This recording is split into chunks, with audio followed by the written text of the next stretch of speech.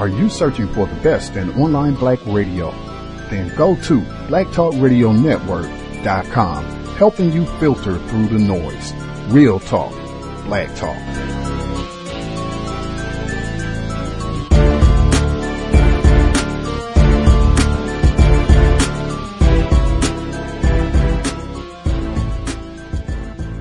The internet is full of half-truths and all-out lies. We've all seen them, and many people on social media complaining about it. Here's your chance to show and prove. WorldAfropedia.com is a black-owned and operated encyclopedia. There are several thousand articles, but we need help. We can't uncover all the truth ourselves. So please, join us and become a writer, editor, or blogger for WorldAfropedia.com today. Every little bit counts. We owe it to the future generations to put the truth out there. Visit WorldAfropedia.com, the African-centered encyclopedia, a global database of African knowledge for the purpose of bringing about global African wisdom and understanding. WorldAfropedia.com.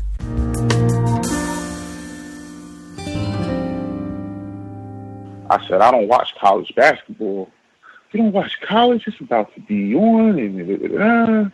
And I said, yeah, but the report just came out. This was like 2 days right before this report came out, the 13th Amendment. They're going to use the 13th Amendment clause to make the players not get paid. I said, so I pretty much positioned, I can't remember exactly how I worded it, but I worded it in a very slick way to say, I'm not watching slaves play basketball. Every year, March Madness brings in big ratings and a ton of money for the NCAA, the TV networks, and the coaches. But what do the players get? Supposedly a free education. It's a perennial debate. Should we pay student athletes? But let's look at this debate through another lens. Those student athletes, particularly the ones on the best teams, many of them are black. But the coaches who train them, the schools they attend, the audience who watches, mostly white. It's a dynamic that raises all sorts of questions about big-time college sports, race, and fairness. NPR's Gene Demby and the Code Switch team tackled this in a recent podcast, and he's come on the program to talk about it. Welcome. Hey, Lulu. So, Gene, let's start by looking at the money involved in big-time college sports. Mm-hmm. You looked specifically at the Power Five. Yep, the Power Five conferences, the SEC, the Big Ten, the Big 12, the Pac-12, and the ACC. They win all the trophies, and they make all the money. According to ESPN in 2015, they made $6 billion. $6 billion? Billion with a B. And they have their own cable channels. I mean, they're major sports players. And almost all that revenue comes from two sports, men's basketball and football. So where does all that money go? Not to the student athletes. Right. Under NCAA rules, they're amateurs. They cannot be compensated beyond their scholarships and the costs of attending college. But it goes to coaches' salaries. It goes to facilities. It goes to the conference commissioners, who all make more in excess of $2 million now. There are a lot of people who are millionaires because of these sports. And so everyone gets paid except for the student athletes. So how does race factor into all of this? I mean, race is all throughout this conversation and the way people think about it and who the actual players are, literally, in this case. So Sean Harper, who is a scholar on diversity in higher education at USC, said that, many of the schools in the Power Five were either officially or effectively segregated for most of their histories, and that has really tangible consequences for the way campus life looks. And so these are conceived as white spaces. Their fan bases are white. Their alumni bases are white. Their cultural spaces are white. And so black students will be players in football and basketball. They'll be on the court and the field, but they won't be in the stands. So you're saying black people will be players. What do those demographics look like? So most of the players in the money sports and football and basketball at the Power Five schools are black. So 56% of the basketball players, men's basketball players, are black. 55% of the football players are black. But 2.4% of the students at these schools are black men. And so there's this only 2.4%. I know that was shocking to us too.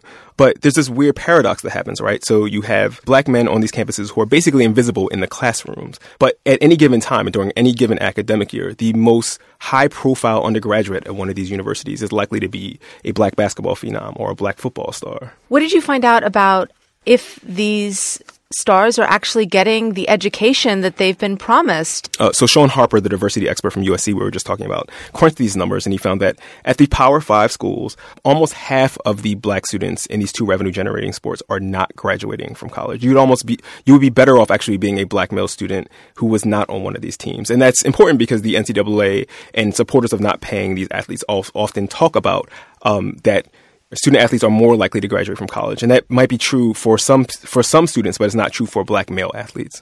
So why? What's keeping them from graduating? We've talked to a bunch of people who talked about how hard being a student athlete is. People are dedicating 40 to 50 hours a week officially, to being student athletes, to going to practice, to training. And then after they're done all those things, they have to go to class. They have to still be students. And they're often shuttered into classes that are maybe not the majors they want to be because those classes don't align with when their football and basketball schedules are. And so they're not graduating from college. And part of that is because the incentive structure is set up for the schools to value them as athletes before they value them as students. So obviously there's divided opinions about whether or not student athletes should be paid. Do we know anything about how these opinions break down? Most Americans do not want to pay student athletes, but there is a big racial split.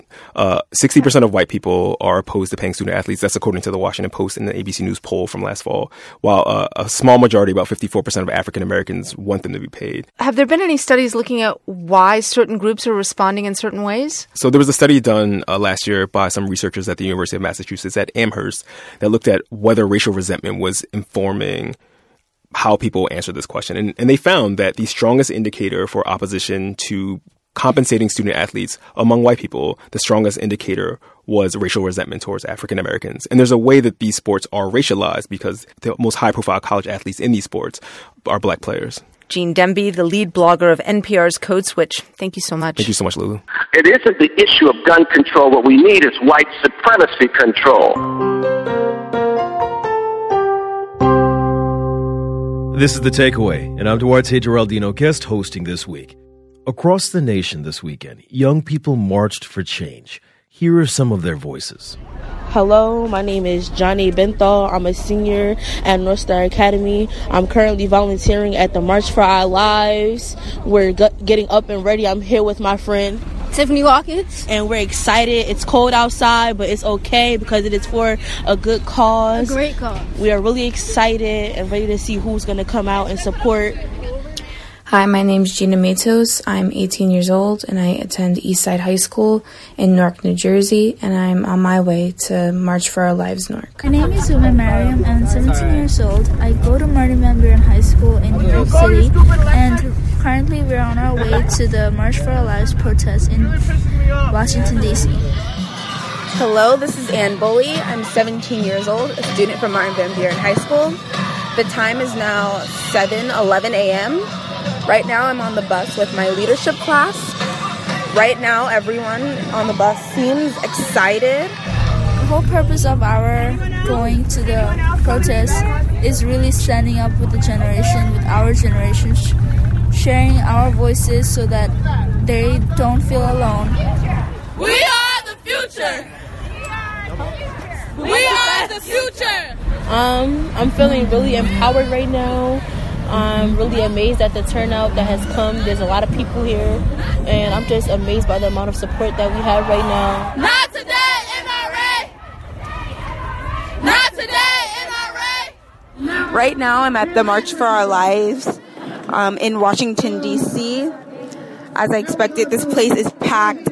Right now I'm standing in front of the March for Our Lives stage, and there's a student speaking right now. Listen. I was crying hearing some people, because if that were me, if that happened to any of my family member, or my brother, or me alone, or my friends, my best friends here, I wouldn't know what to do. But seeing them gather up courage and coming together gave me hope that my generation can really change history once and for all. Look at the numbers here in the crowd today. Do you see this? Enough is enough! Enough is enough! Enough is enough! It's Gina Matos. I'm here at March for Our Lives, Newark. There's got to be thousands of people here. There's parents, teachers, students. Like, it's amazing. No guns in whose hands? No guns in teachers' hands! No guns in whose hands? No guns in teachers' hands! Our glory.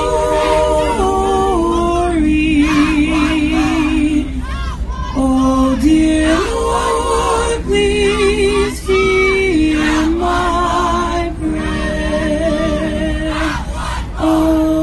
It's really heartbreaking to see those students talk about their experience, and it just makes this march mean a lot more to me, hearing the speeches from these students like up close and personal, and it's very heartbreaking, and seeing everyone looking at the people talking, and I can see the looks on everyone's faces, and you can tell that everyone here is just so passionate about this cause.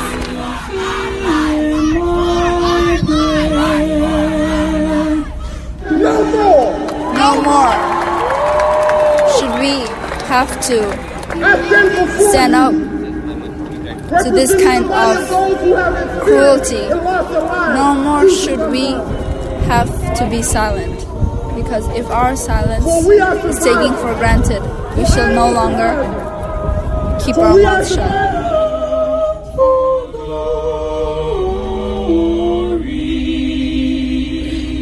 I think I'm very proud of what I did today, and I think like this will help me continue to move and do more outside of school and more like into City Hall. I want to do something for Black Lives Matter.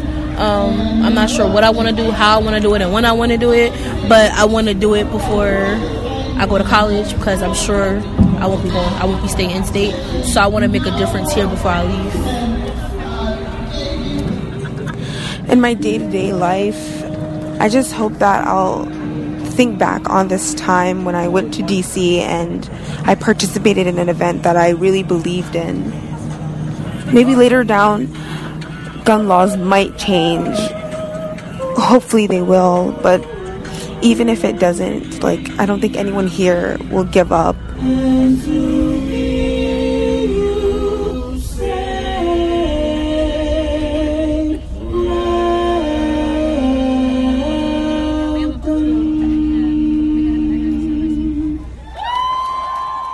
Very powerful moments captured on tape by young people who want to make a difference. Now, that was this weekend, but on Monday, what are those students feeling about the future? One of those students you heard from was Janae Benthal. She's a senior at North Star Academy High School. It's a charter school in Newark, New Jersey. It was extremely empowering to see like all the different people that came out. Like, it was more than just like the people from Newark. It was also the governor there. So it just felt like it was very like liberating and powerful. So why did you go, Janae? What were you trying to gain from this? Well, I went because I led the walkout at my school first, and so when I found out about it, I was like, okay, this is more widespread, and this is something that I can do like more like, it's like more widespread, and it's something that I can do like outside that's bigger, like because it has something to do with City Hall, and so like I chose to like be involved with it. What happens next for you? What do you do to keep this momentum going?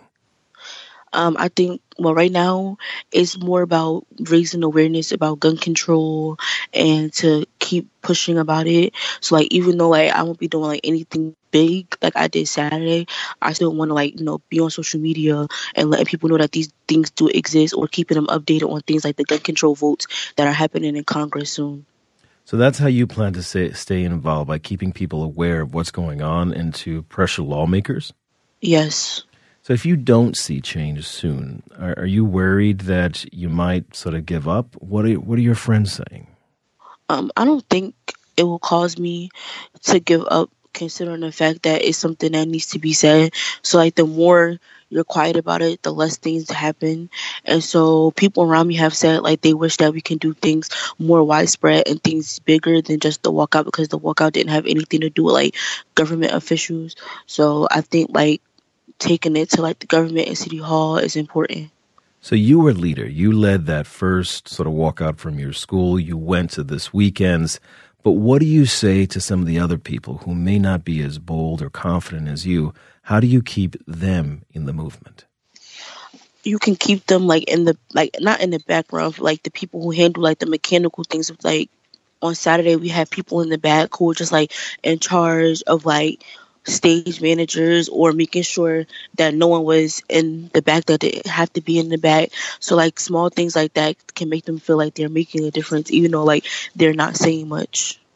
So when we look at Newark, Newark has had sort of a high murder rate, even though it's dropping over the years. Newark is nationally known for its gun violence and actually saw an increase in non-fatal shootings in 2017.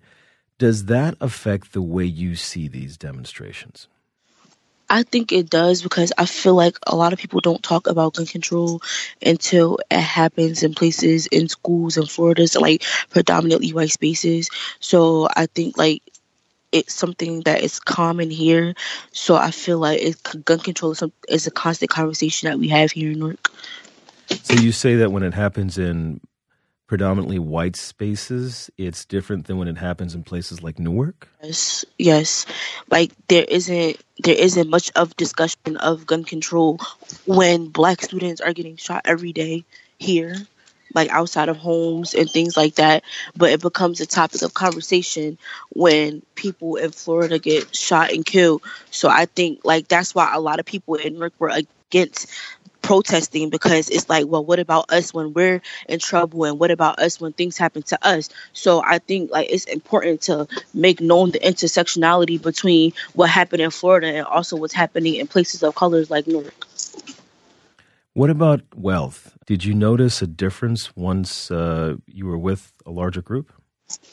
I did realize the difference, because everything that we did, we had to do amongst each other. So like any food that we had for like the volunteers, people donated those. Water, people donated those. Like everything that we had was pretty much donated. Like we didn't get like, a lot of like government funding, but like everything we did was like very community based. And so I think that was also good for us as well. So I want to make sure that we're clear. What changes do you want to see in gun laws in the United States or locally in New Jersey?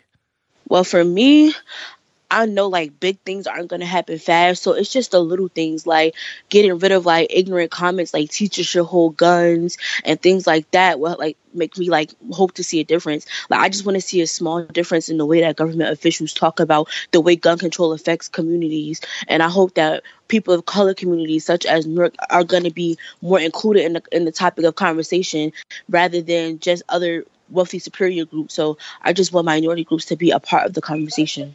And I heard you say on Saturday you are interested in getting involved in Black Lives Matter. How do you think the Black Lives Matter movement is linked to this movement, if at all? Okay, because Black lives are always being killed off. Black lives are always being shot and killed by each other, by cops, by other people. So it's like those two are at the intersectionals, because Black lives do matter. The same way we say that the way that people who are affected by gun control lives matter. So I feel like we're always being killed by our guns, and our lives are always being taken by guns. So this is how we can help stop these things. Like I said, these two things are at the intersection of one another. Thank you so much, Janae Benthal, senior at North Star Academy High School. Thank you.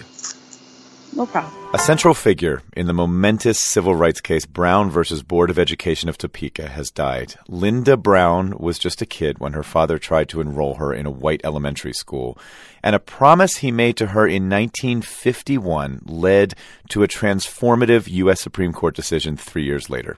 Here's Frank Morris from member station KCUR. In the early 1950s, Linda Brown was a kid growing up in a racially mixed Topeka neighborhood, just 4 blocks from Sumner Elementary School. But when school time came, I would have to take this school bus and go clear across town, and then the white children that I played with in the neighborhood, they would go to this other school. And my parents tried to explain this to me, but I was too young at that time to understand. This is Brown speaking to NPR in 1973. Her mom, Leola Brown, told NPR that she and her husband, Oliver Brown, were faced with explaining racism and segregation to their perplexed little girl. But her daddy told her that he was going to try to his best to do something about it and see that that was done away with. After making this profound promise, Brown walked his daughter to the neighborhood school and tried to enroll her. The principal told him it couldn't be done. He came back home and he was very disgusted. And together, he and the NAACP started a suit against the Board of Education. It was 1951. Junior and senior high schools in Topeka were already integrated. The final frontier in desegregating public schools was at the elementary school level. Janae Nelson is with the NAACP's Legal Defense and Education Fund. I think everyone knew that once we removed the barriers of segregation from public schools, from children, that would forever change the course of how Americans interacted with one another, how they viewed each other, how they perceived the humanity of each other. 3 years later, the case was before the U.S. Supreme Court, combined with 4 others from around the country, all lumped together under Brown's name. Out of that, the name Brown, the surname Brown, became synonymous with notions of equality. After the landmark ruling and the death of her father, Linda Brown moved back to Topeka, worked in early childhood education, traveled promoting civil rights, and played the piano in the church where her father had preached. She was my sister in Christ. Carolyn Wins Campbell knew Linda Brown nearly all her life, and not just as the face of desegregation. She just wasn't that cute little girl. She was a woman that was caring, was spiritual, a loving person that'll be missed. Linda Brown died Sunday after a prolonged illness. She was 75. For NPR News, I'm Frank Morris. I know the one thing we did right was the day we started to fight. Keep your eyes on the prize. Hold on. Keep your eyes on the prize. Hold on.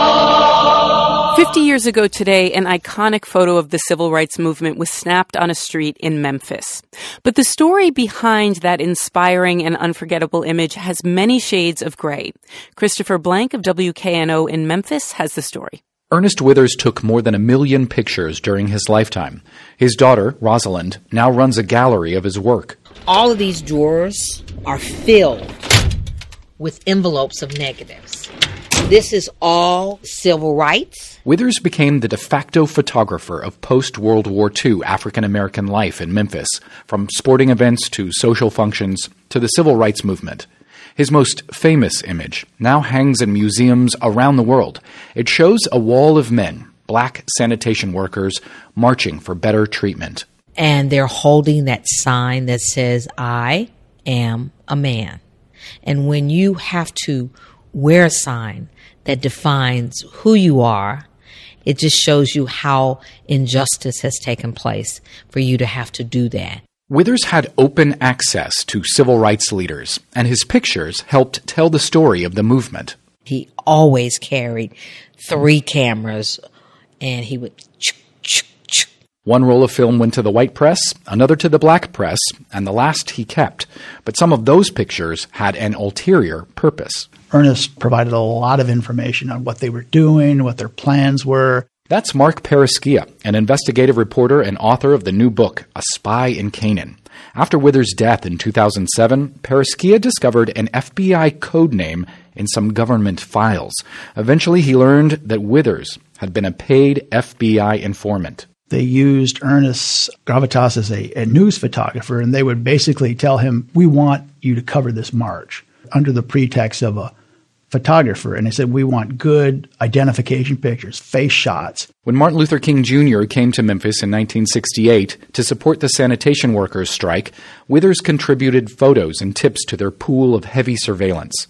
The government was worried that King's next March on Washington, the Poor People's Campaign, could get out of hand. The FBI was very much determined to stop him. King was stopped, but by an assassin on April 4th, 1968. But the FBI records around him and his associates remained. Some files haunted activists for years. This level of infiltration would later raise questions about Withers' legacy. You can't throw it away and not say that it doesn't matter. Dr. Ernestine Jenkins studies civil rights photography at the University of Memphis. She says that many in the movement now feel his double life was a betrayal. Rosalind Withers was as shocked as anyone to learn of her father's past, but says his work still tells an essential story. Our history as African Americans, it gets lost. And I can truly tell you the era in which my father lived has been detailedly recorded. Of all the pictures taken by Withers over more than 50 years, a group of striking sanitation workers remains his ultimate image, saturated with hope and despair, a symbol of every struggle where the goal is basic human dignity. For NPR News, I'm Christopher Blank. Half a century of revolution. On the move, I greet you all in the city of Seattle on this fine, auspicious occasion. The 50th year celebration of the founding of the Seattle chapter of the Black Panther Party is, as it must be, also a celebration of the very existence of the Black Panther Party itself. It is a celebration of grassroots resistance to state repression, a celebration of black resistance to racist oppression, and a celebration of a youth movement against the stifling conformity of the status quo of the 1950s and early 60s. 50 years ago, African nations were emerging from decades, some over a century, of European colonialism. Asia's Vietnam was fighting to free itself from American military occupation after besting the French at Dien Bien Phu. Black activists like Dr. Martin Luther King Jr. and members of the Student Nonviolent Coordinating Committee, called SNCC, dominated the news, and a young, dark man then named Stokely Carmichael broke through more than most.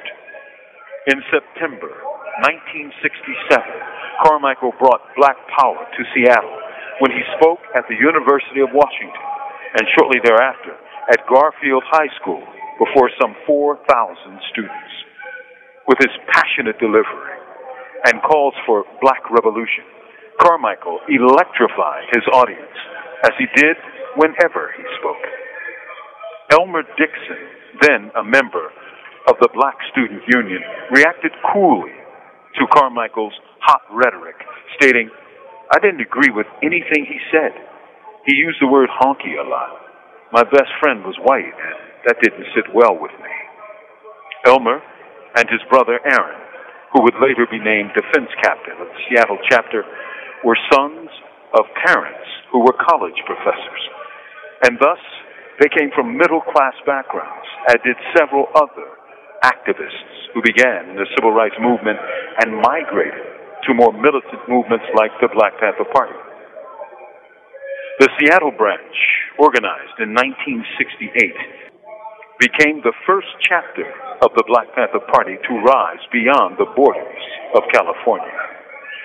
In spring 1968, Chairman Bobby Seale and Minister of Education George Murray visited Seattle and met with the Dixon brothers and several other young Panther aspirants before granting Seattle full membership.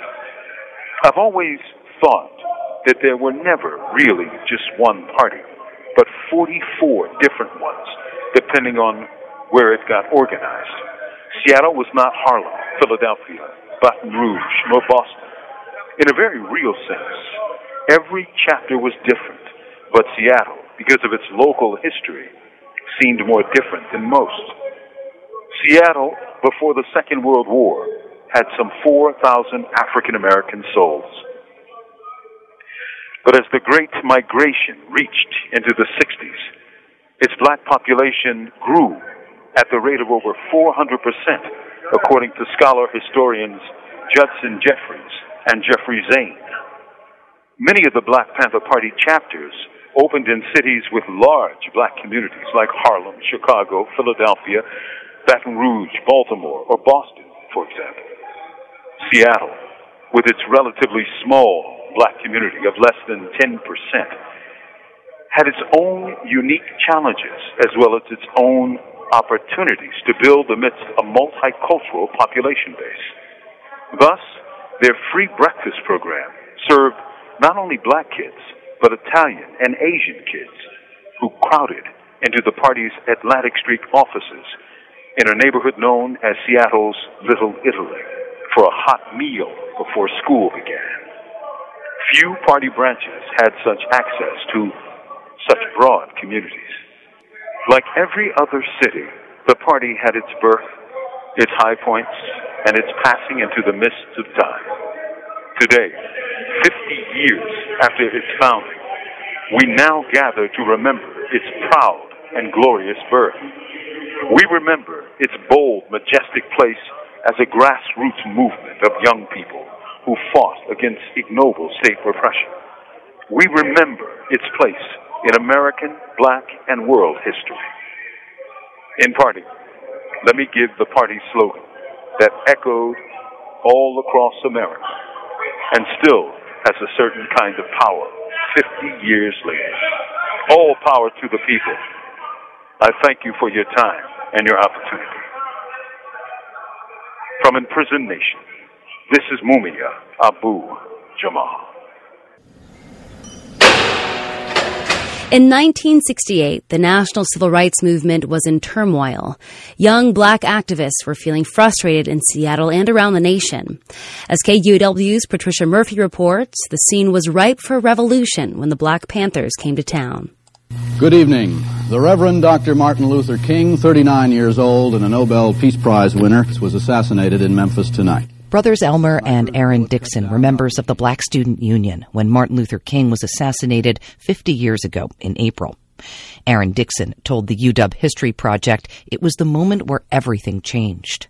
No longer did we feel that peaceful demonstrations was going to work, that we were now going to look towards other methods of demonstrating and getting our point across. Just a short time later, Elmer Dixon says the brothers formed the Seattle chapter of the Black Panther Party for Self-Defense.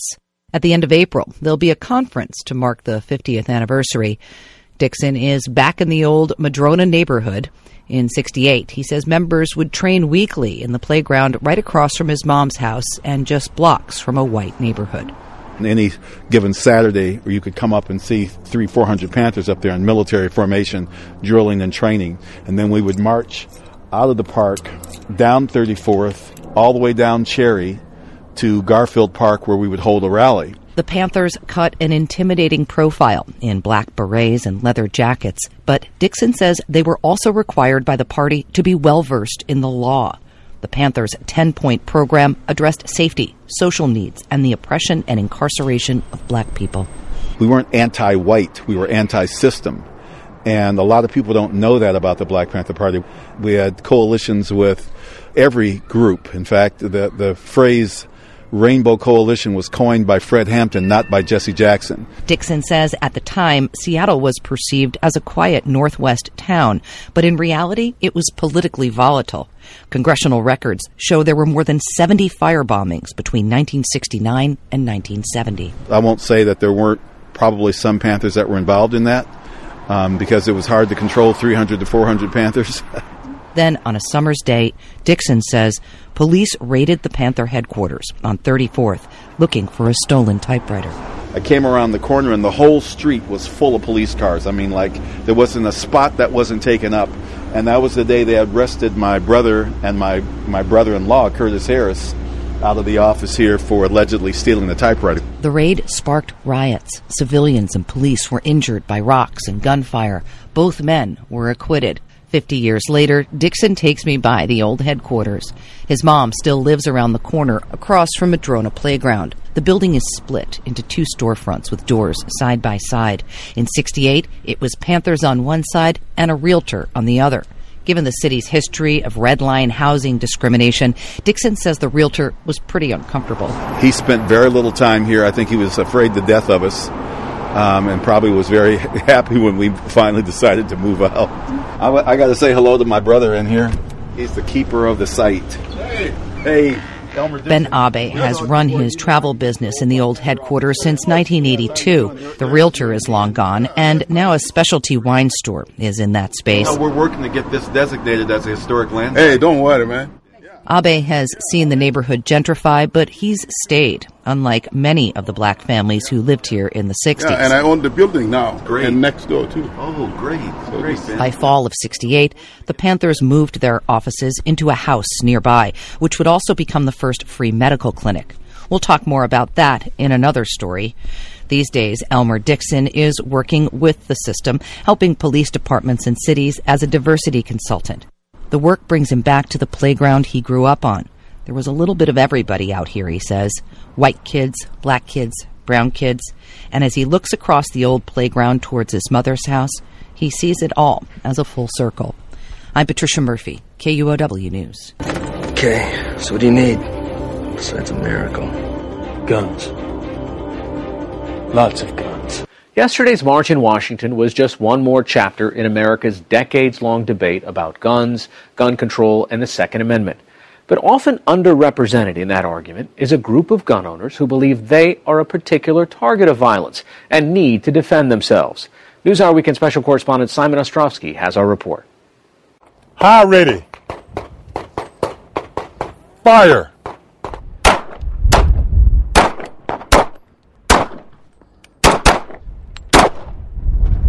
This gun range is similar to others across America where firearms enthusiasts, proud and protective of their Second Amendment rights, can practice becoming a better shot.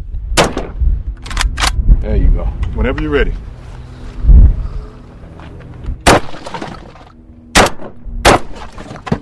How you like it? I like it a lot. Move, move, move, move. But this isn't a gathering of the National Rifle Association. Usually the clubs that I see is mostly Caucasians. Yeah. And so I saw this club. It was pretty unique, and so I gave it a shot. In August of 2017 is when I became a member of this chapter of the National African American Gun Association. We're with the Denver branch of the National African American Gun Association.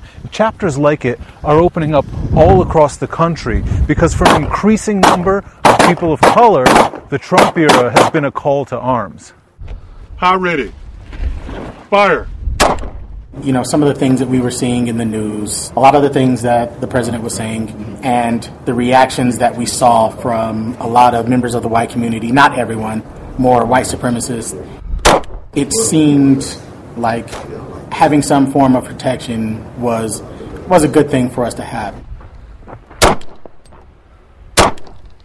The incident in Charlottesville, when you had the white supremacists, you had the neo-Nazis, and the white nationalists, and they came to that protest armed to the teeth. They had all types of weapons. And when a person got run over by one of their supporters, his answer was, well, there are good people on both sides. My theory is if you're marching under the Confederate flag or you're marching under the Nazi flag, which America fought 2 wars to get rid of, you're not a good person. Fire. David Fannings is an Army veteran who believes the president's rhetoric has made the country less safe for minorities. He's saying what they have thought and felt for a long time, and him being the leader of the country, it's like giving them a green light. This is a 12-gauge shotgun. This one operates very much like an AR-type rifle. For home defense, a shotgun is real good. To be able to be a member of an organization that was run by us, for us, that appealed to me. With just under 25,000 members, this gun group is tiny compared to the NRA, which claims around 5 million. But in the last 14 months, the National African American Gun Association, also known as NAG, has grown from just 14 chapters to 52. Based in Atlanta, the group's leadership doesn't sound so different from its NRA counterpart. The Second Amendment is an important right, just like any other right that we have. And it's one that our community has a complicated history with. But it's a right nonetheless that without that right, it's very hard to assume a position of a fully fledged citizen in these United States. But at NAG, exercising your Second Amendment rights isn't just a way to defend yourself and your family. It's seen as an extension of something much larger, the civil rights struggle. So some of the first gun control laws that came about in this country were related to race. They were related to keeping guns out of the hands of African American people.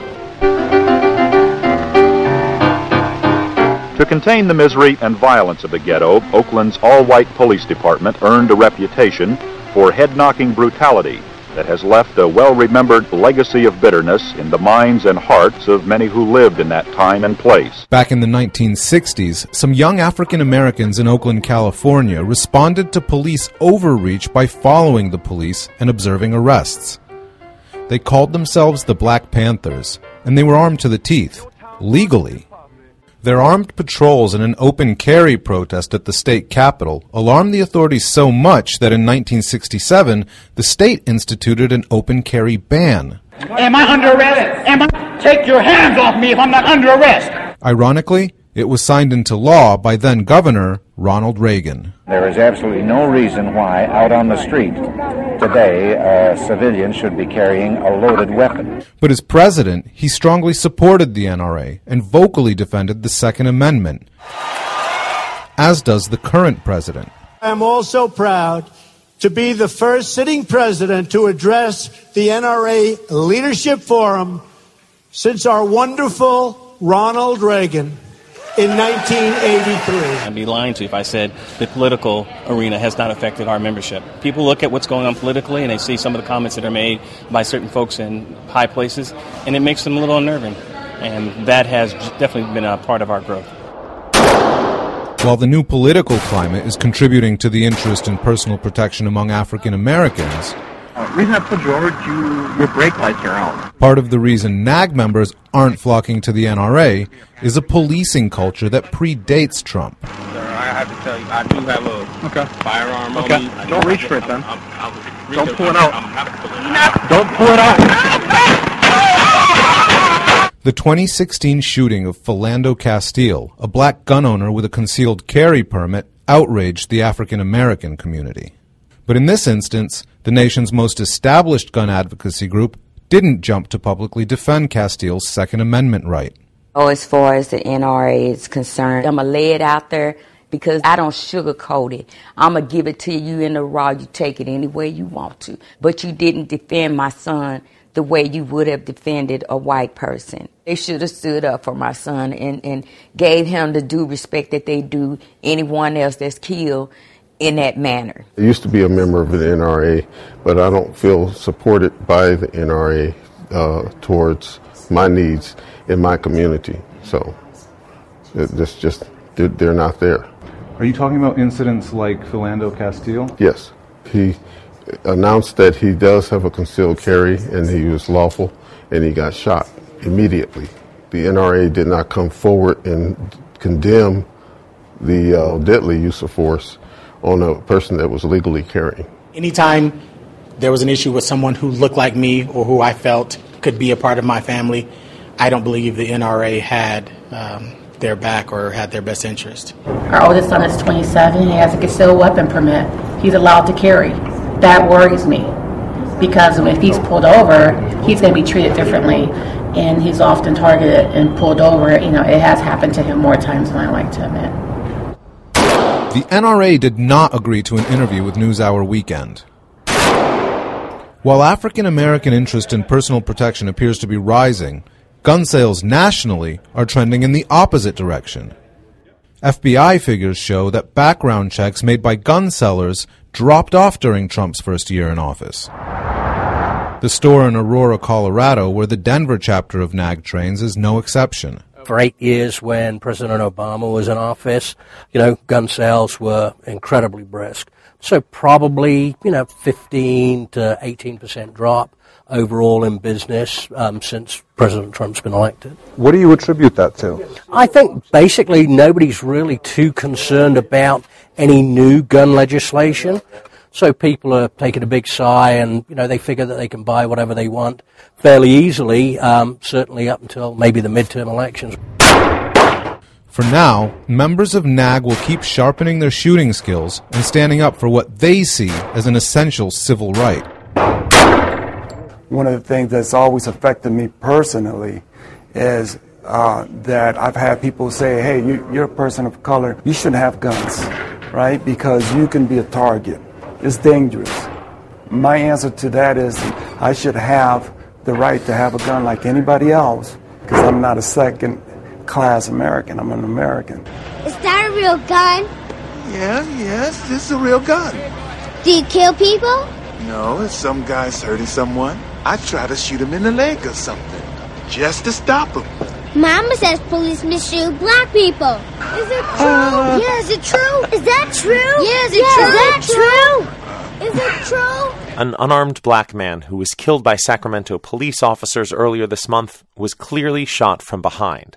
That's the assessment today from an independent autopsy commissioned by the family of Stephon Clark. The police said that the 22-year-old was approaching two officers when they opened fire. His death has sparked protests that have been going on for the last week. His funeral was held yesterday. Ben Adler of Capitol Public Radio has been covering the story and joins us now from Sacramento. Hi, Ben. Hi, Harry. Tell us more about what this independent autopsy found and how those findings compare with what the Sacramento Police Department had been saying. Well, when the police department first released the body camera video of the shooting, it said in a statement, quote, "The involved officers saw the suspect facing them, advanced forward with his arms extended and holding an object in his hands. But the independent autopsy conducted on behalf of the family comes to a different conclusion. It found Clark was shot 8 times out of the 20 rounds fired by the officers, most of them in the back. Dr. Bennett Omalu, the forensic pathologist who conducted the investigation on behalf of the family, says it's reasonable to conclude that 7 of the bullets, 7 of them entered Clark's back, and he spun after being hit by the first bullet." The proposition that has been presented that he was assailing the officers, meaning he was facing the officers, is inconsistent with the prevailing forensic evidence as documented at autopsy. The autopsy also found that Clark did not die immediately, but between 3 and 10 minutes after the shots. That's significant because the police officers did not seek to treat him until 5 minutes after they shot him. Tell us more about the pathologist who conducted the autopsy, Dr. Omalu. Yeah, he's the forensic pathologist, the first doctor to report on the traumatic brain injury known as CTE in football players. He was played by Will Smith in the movie Concussion. The NFL pushed back against him for a long time, only to admit later that the brain injuries are real. At this point, can any conclusions be drawn about how police handled the incident? Ben Adler, are you there? We seem to have lost Ben Adler from Capitol Public Radio. We will try to get him back a little later in the program. One or more shots that might be in the backside of a...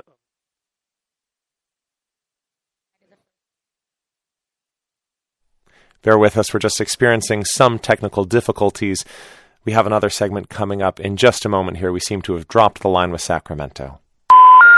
This is Weekend Edition from NPR News. I'm Scott Simon. Police shootings have been back in the news this week following the death of Stephon Clark earlier this month and new developments surrounding the 2016 killing of Alton Sterling in Baton Rouge. In a moment, we'll speak with the mayor of Baton Rouge, but first, Sacramento, where the release of an independent autopsy by Stephon Clark's family has led to further protests and vigils. Hundreds of protesters gathered at City Hall last night, demanding that officers who shot him be held accountable. Black lives, they matter. Ezra Romero is a reporter at Capitol Public Radio. He's been covering the story. Ezra, thanks so much for being with us. No problem. Help us understand the general feeling among many protesters last night. Yeah, the community is angry and sad about the manner that Stephon Clark was killed. He was shot 8 times, and the majority of the bullets were in his back. This basically sparked more and more fervor over his death. But they're not just upset about Clark. They want change. Some want the police to be demilitarized. Some want the same amenities and resources that are being invested in other parts of the city, like downtown. So they rallied, and there was quite a bit of anger down there. There wasn't really any violence that came out of it, but there was a lot of fervor. Jameer Sale, he's one of the protesters who made his way around downtown Sacramento, and he's from Sacramento. Here's what he had to say about the autopsy results. The surprise comes from the fact that all these shots hit him in the back. And the police said that he was lunging at them with the gun. So the police are over here still defending this narrative where he's coming at them like he's a threat to them. At the end of the day, they murdered this man, and they need to take responsibility for it. The protests, Ezra, were organized by the group Black Lives Matter. Black Lives Matter Sacramento. I wonder if you were able to speak with any of their members. Yeah, Tanya Faison, she's the founder of the organization, and she actually led the rally last night. And when I spoke with her after the autopsy results were announced, she said it's disgusting and it's another blow to the community's lack of trust in police. She says this furthers the message that police should be responsible for shooting Clark when he had the unfair advantage.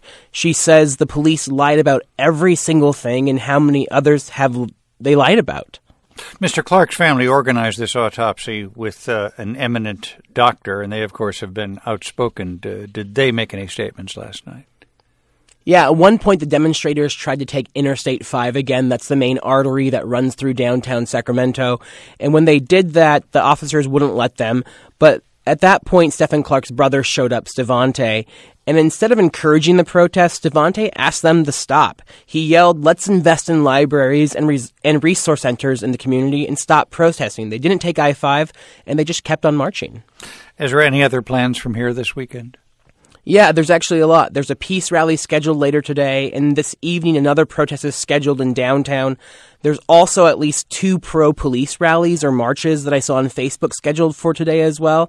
And as more and more unfolds, I'm sure there will be more and more protests and rallies and peace marches and peace moments here in Sacramento. Ezra Romero of Capital Public Radio, thanks so much for being with us. Thanks for having me. Hitler had the supreme fascist state.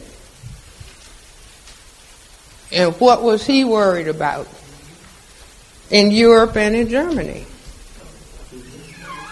He was worried about white genetic annihilation. What is everybody in Europe worried about now? White genetic annihilation. All these people from Syria coming up in here.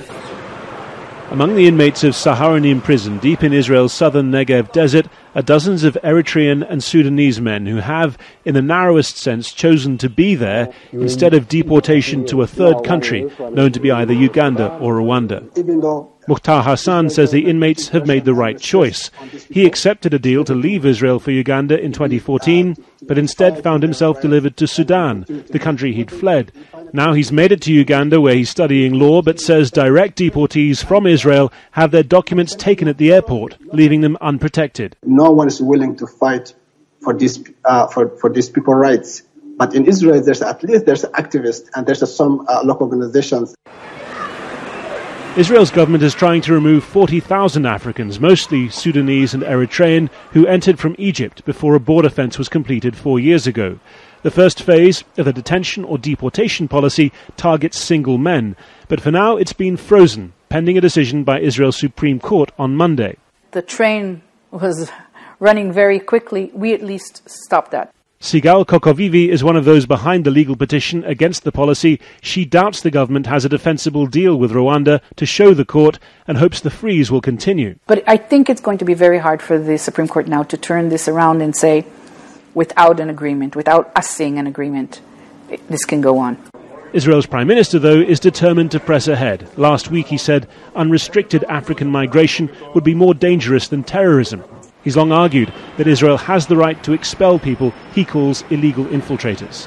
Where somebody is granted asylum status, he can be expelled, but not to the country where he cannot be returned, in this case to Eritrea. But if another country is willing to accept him, it's perfectly legal under international law. It's an argument that holds little weight for Tesfazghi Azgodom, who fled forced service in the Eritrean army but had his asylum claim rejected in Israel. He says neither Rwanda nor Uganda offers the safe haven that should be his right under international law. Let's say, what do you prefer, death or to stay in a prison? To stay in a prison. I prefer to stay in a prison instead of risk of death. I don't give up also. I don't lose hope. I don't give up hope. In the short term, such hopes depend on the next decision made by Israel's Supreme Court, but more broadly, they rely on the outcome of what's been a vociferous national debate about whether African refugees now deserve the same kind of sanctuary in Israel as Jews fleeing Europe in the 20th century. A recent poll suggested 2/3 of Jewish Israelis supported the government line. Harry Fawcett, Al Jazeera, West Jerusalem. We do not know whether the killer of Reverend Pinckney and 8 others knew all of this history. But he surely sensed the meaning of his violent act. It was an act that drew on a long history of bombs and arson and shots fired at churches. Not random, but as a means of control, a way to terrorize. This is KUT. City officials, activists, and community members gathered Thursday at the George Washington Carver Museum to discuss Austin's racial climate following the serial bombings earlier this month. KUT's Dalia Jones has this recap of the event. Panelists discuss what the recent serial bombings that killed 2 people and seriously injured 4 others have revealed about Austin's current racial climate. This comes after outcry from the city's communities of color for what they call unfair coverage of the serial bomber and his victims. Austin Interim Police Chief Brian Menley says the city's racial climate has improved, but he says there's still work that needs to be done. I think we're a city that has a history that we have to acknowledge of where we started from, and the steps we've made to do better to continue to build the relationships and address those issues that are either real or perceived, because if they are perceived, they are real, and so we have to address that. Activist Gilbert Rivera of the Rosewood Neighborhood Association agreed that steps need to be taken to improve racial disparities in the city, but he said it's worse than before. What I see is a lot of the overt attacks on people of color from the past are now institutionalized. In the past, they used to move us with the barrel of a gun. Today, they move us with ordinances. Interim Chief Manley also classified the Austin serial bomber as a domestic terrorist. This comes after Manley called the bomber a challenged young man during a press conference, which sparked outcry from some community members. I've now had the opportunity to sit back and understand and absorb all of the impacts that it had on a personal level. Chaz Moore is the founder of the Austin Justice Coalition, which advocates for marginalized communities. He said not originally calling the bomber a domestic terrorist minimized the chaos that he caused in the city. Was the young man trouble? Absolutely. But he was a troubled young man that turned out to be a domestic terrorist. But because he was white, we gave him the benefit of being a human first, as opposed to a thing. Moore also said the city needs to do more soul searching in order to improve Austin's race problem. Our white brothers and sisters are going to have to learn how to be comfortable with being uncomfortable while talking about race. Emmeline Lee of Brave Communities, which advocates for more civic integration, says residents also have to reach out to communities of color on a regular basis and not just on a matter of convenience. It's hard because I know we're such a solutions-driven society, and it's not going to happen overnight. I mean, clearly this is 400 plus years of just institutional racism, and so how do we build a community together is just through individual intentionality and then a collective intentionality. You can hear the entire discussion at KUT.org. Dalia Jones, KUT News. We don't need no water. We don't need no water. We don't need no water. Let that motherfucker burn, burn, burn, burn, burn, burn, burn, burn. We don't need no water. Let that motherfucker burn. This fire started in the back of the house and then spread throughout. The owner says it burned for hours and more could have been done to limit the damage. This used to be the kitchen nook right here. This sprawling 3,700 square foot ranch on Outer Drive in Lincoln Park was all but reduced to rubble after a fire in late February. Pastor Terry Banks, the homeowner, accuses Lincoln Park firefighters of dragging their feet when it came to attacking the blaze. They sent somebody down there to check the fire hydrant, the water, and they said ain't no water coming out, and they sat there. For how long? About an hour. An hour? An hour. You sure? About an hour. All the while, his home was burning. Banks says the firefighters eventually hooked up to another hydrant, and fire departments from E-Course and Wyandotte came to help put out the flames. But the damage was done. In your professional opinion, could this home have been saved? Very much so, it could have been saved. David Parker, a retired Detroit firefighter and friend of Banks, came to the home as it burned. There was no tag on that hydrant then, there's no tag on it now. The attitude that was displayed, there was no passion and effort to help sustain the well-being of this, my friend, this pastor's home. And it was heart-wrenching to see something like that transpire. Banks believes the fire department's response was racially motivated. I overheard one say, we're not putting that fire out. And who did he say that to? He just said it to, I guess he was saying it out loud to one another, and they didn't. I want to see justice for Pastor Banks. I want to see justice for his family. We wanted answers from the mayor, answers from the fire chief, answers from the city attorney. Lincoln Park's fire chief and city manager were unavailable for comment, but the city attorney says the fire department did all it could to save the Banks' home. He says firefighters had trouble getting through the copper ceiling that provided the house's radiant heating. As for Banks' claim about a firefighter making that racist comment, the city attorney says he does not believe that happened. The city attorney went on to say that the fire is not being called suspicious and that the home is not a total loss. In the meantime, Reverend W.J. Rideout is planning a demonstration in front of Lincoln Park City Hall. I'm Randy Wembley, and this is The Edge. Allow me to apologize to other families formed through transracial adoption, because I am deeply sorry that we suggested that interracial families are in any way funny or deserving of ridicule. On this program, we are dedicated to advocating for a wide diversity of families. It was a poignant photo that melted hearts around the world. A sobbing child hugging a police officer in the aftermath of the Ferguson disturbances in 2014. Now that child, 15-year-old Devontae Hart, and the rest of his family, 8 people in all, are presumed dead after the SUV they were traveling in was found at the foot of a cliff overlooking the Pacific Ocean in Northern California. Nobody wants to get to the bottom of this more than the guy you're looking at right now. Why did this happen? How did this happen? And can we prevent it from happening again? Devontae was one of 6 children adopted by Jen Hart and her spouse, Sarah.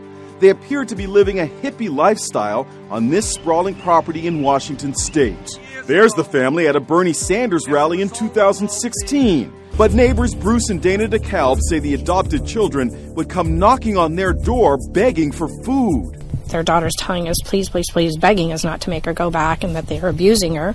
And then Devontae coming over here and telling us that, he's being starved to death. Last Friday, they alerted Child Protective Services. Social workers called at the house 3 times, but the family had left in a hurry. Now their SUV has been found at the foot of this 100-foot cliff, 500 miles away in Northern California.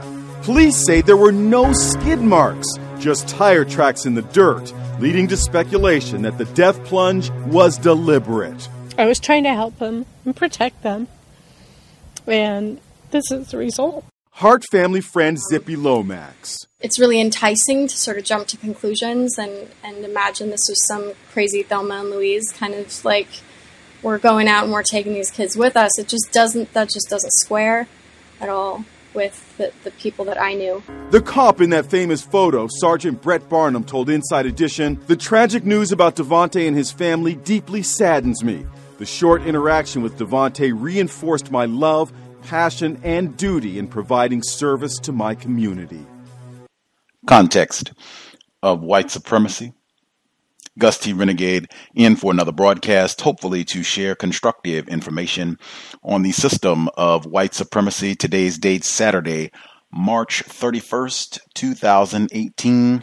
So I have been told. This is our weekly compensatory call-in. Dial in if you have commentary, counter-racist suggestions, thoughts on any of the audio segments that we just heard. The number 641-715-3640. The code 564943#. Press *61 if you would like to participate. Number again, 641-715-3640. the code 564943 pound. Press star 61 if you would like to participate. I'm sure, or I hope people heard about the Devontae Hart situation. It was on NPR and the LA Times. Most of the mainstream media outlets covered the incident, the vehicle crash. They covered it because so many outlets covered the initial photograph from 2014. The first thing, do people remember Susan Smith, race soldier, white woman, killed her children? She killed her white racist children, then blamed it on a black person. Folks remember that? That's one thing that came to mind with that whole case. The other, for me, many things came to mind, but the other, for me, what came to mind, and that's why I played the snippet that I played before the news segment on what appears to be the death of Devontae Hart. It reminded me of Melissa Harris Perry, victim of white supremacy, and that would be a cowbell.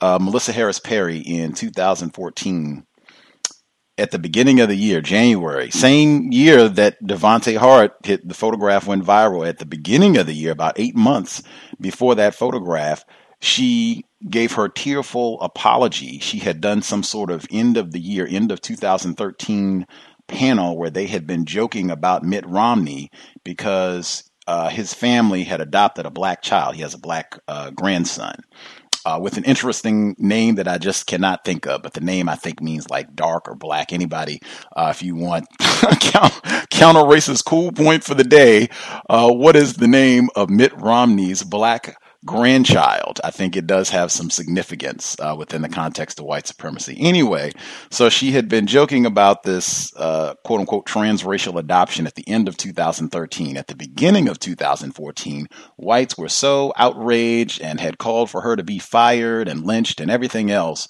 By the next week, 7 days later, she had to begin the program with this tearful apology. And you heard, so sorry to malign, Mitt Romney and his family, and apology without reservation. And then to any of the transracial families out there, we were wrong to suggest that there's anything wrong with you, meaning white people adopting non-white children, abducting non-white children, particularly black children.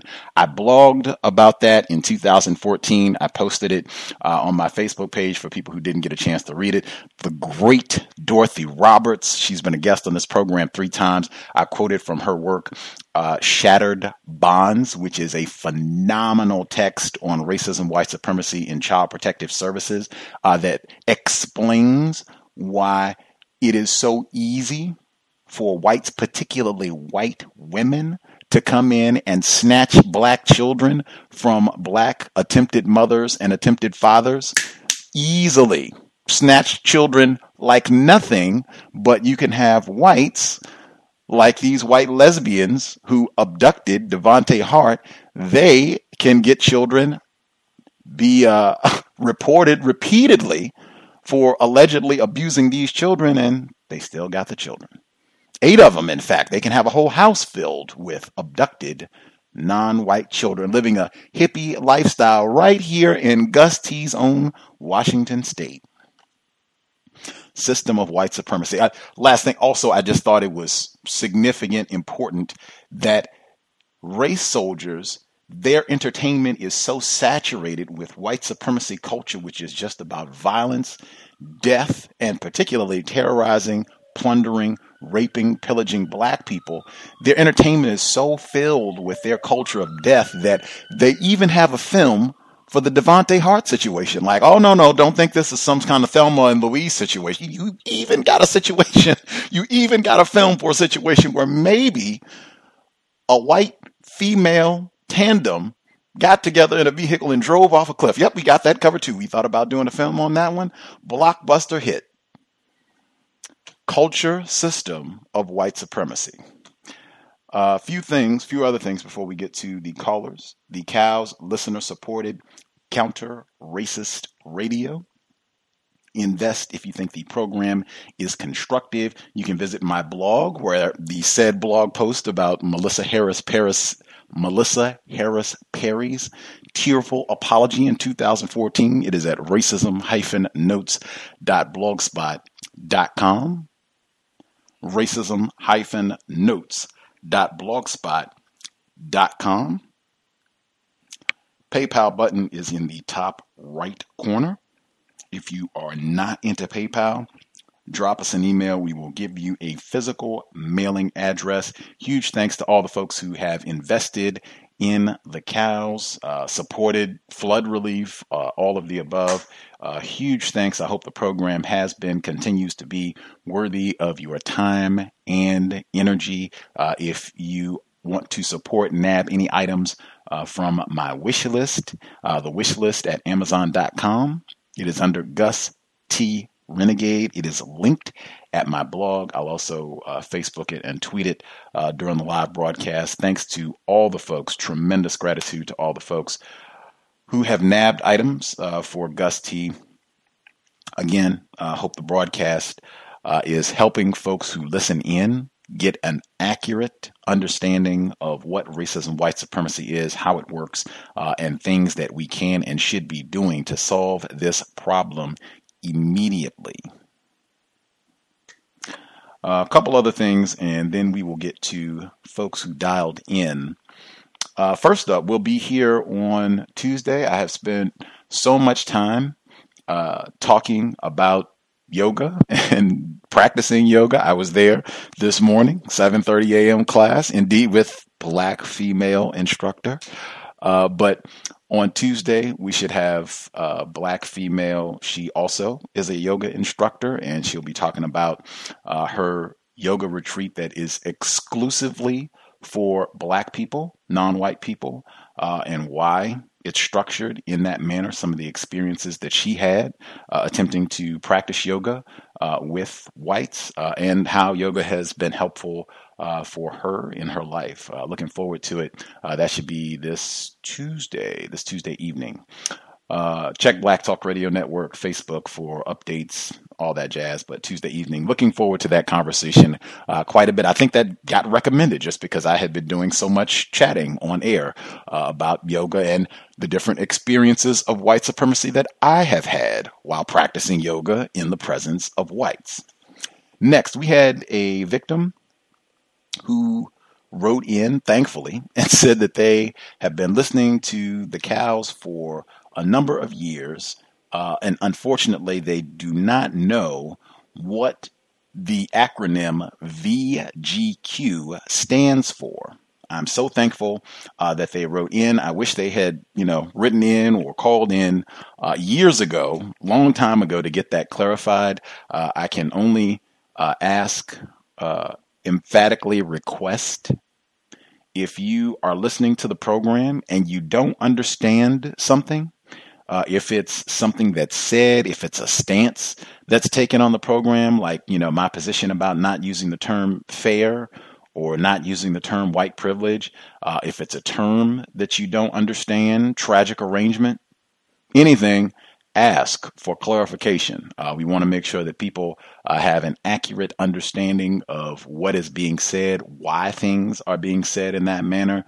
Just make sure you go ahead and ask. I know with VGQ specifically, I don't think there are too many acronyms that we use on the program without being explained. I think coincidentally, I did just explain VGQ within the last 10 days. I think someone called in and said that they didn't know what it meant, and I explained. But I will do, my new code, I will explain VGQ on a regular basis, whether people ask or not, just because that is an acronym that does get invoked. And I know people might be brand new listeners, and not all of us have read Mr. Fuller's work or are familiar. VGQ, Victims Guaranteed Qualified. It is a term created, or concept created by Mr. Neely Fuller Jr., producejustice.com. Producejustice.com. You can pick up a copy of the books. But the concept Victims Guaranteed Qualified. He created it basically to stop non-white people from getting into arguments with one another. It just means that, hey, any non-white person, just on the basis of being a victim of white terrorism, you can take any position that you want about racism, white supremacy, whether it exists. Even if you take the position that there's no such thing as white supremacy, fine, no problem. You can take any position that you want, and that is your right. You are qualified to take that position as a result of being a victim. And the reason that he created this concept is to stop non-white people from getting into arguments with one another and wasting a lot of time having, bickering sessions where we have a difference of opinion. We can have a difference of opinion. That's fine. We just want to stay focused on solving the problem. And you can have, whatever your perspective is, that's fine. I have my perspective. If that means that we can't work together in solving the problem, that's fine too. We can work united, independent in going about solving this problem.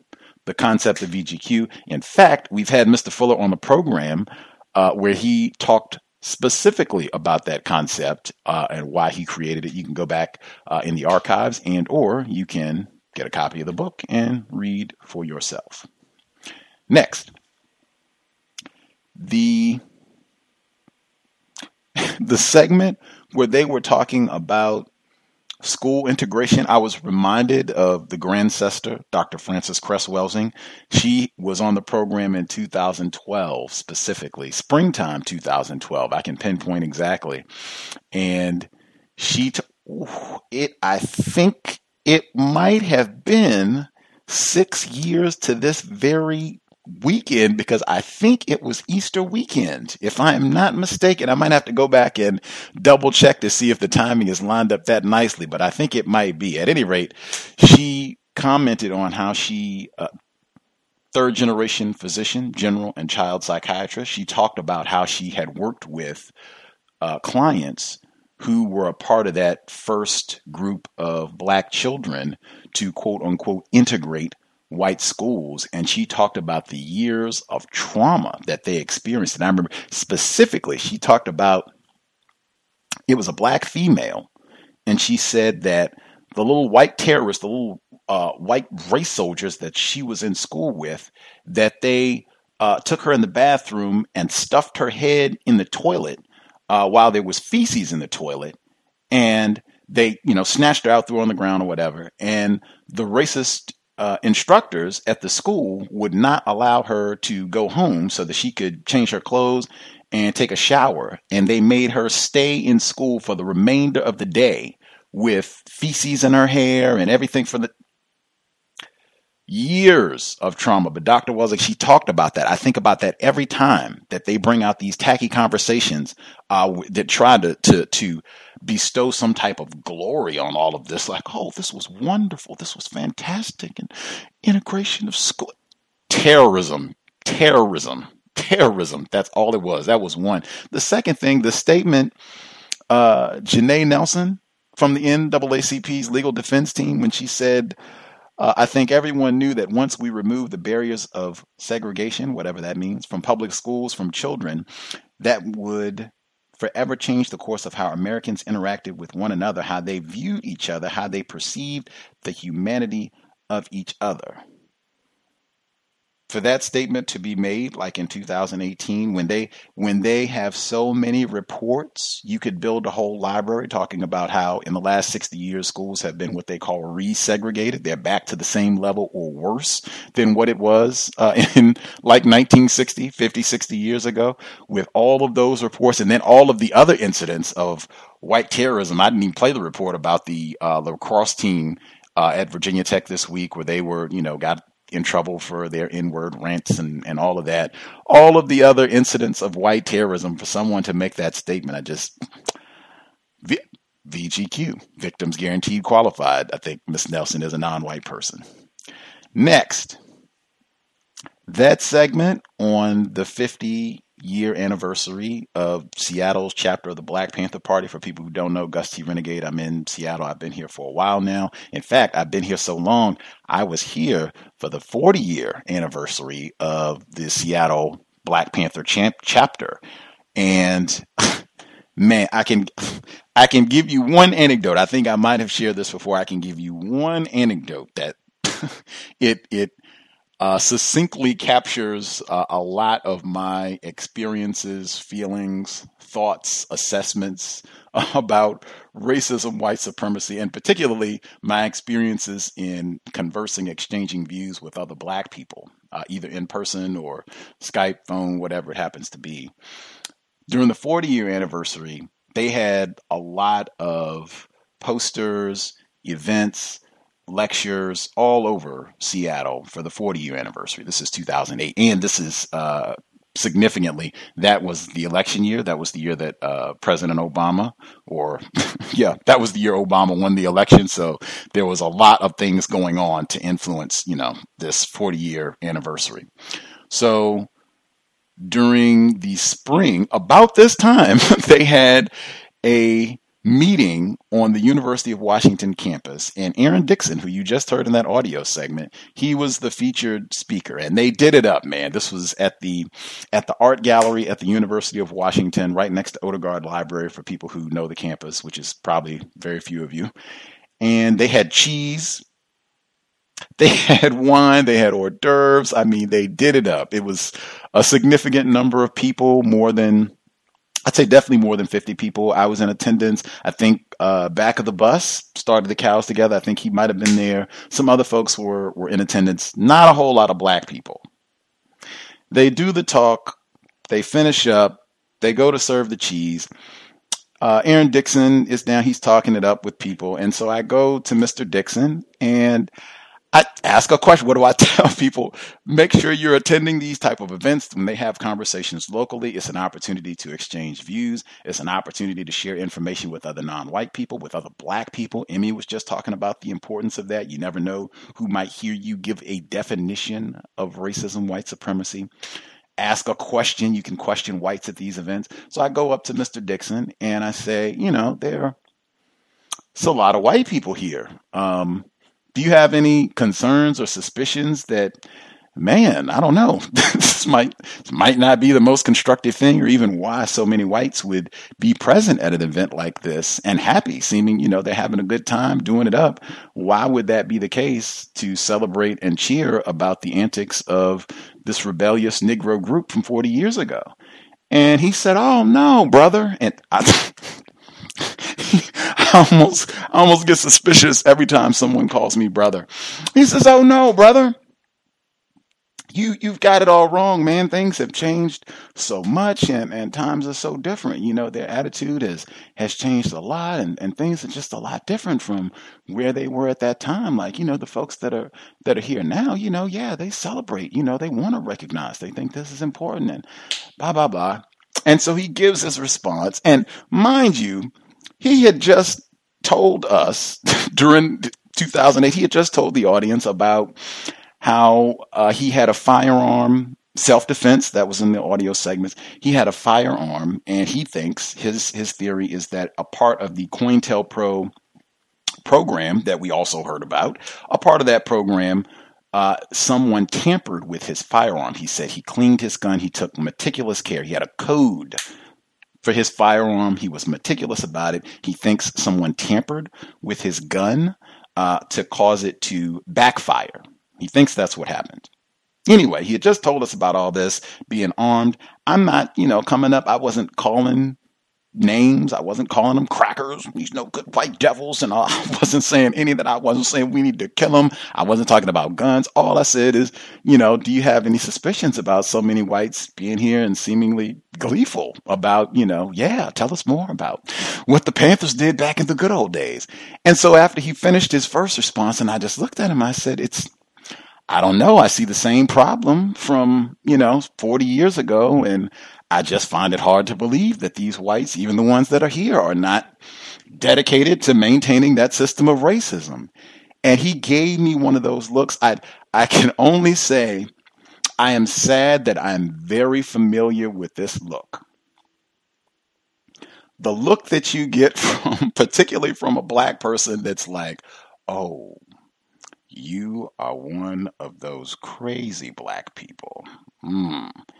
And I remember, because it was like he kind of leaned back, and I remember kind of even stepping out of myself. I think that might be a metaphor. I remember pausing to just reflect on what was happening in the moment and thinking, this is someone who carried a firearm, just talked about armed self-defense, which I'm not opposed to at all. But I mean, people would say that that's what they call militant.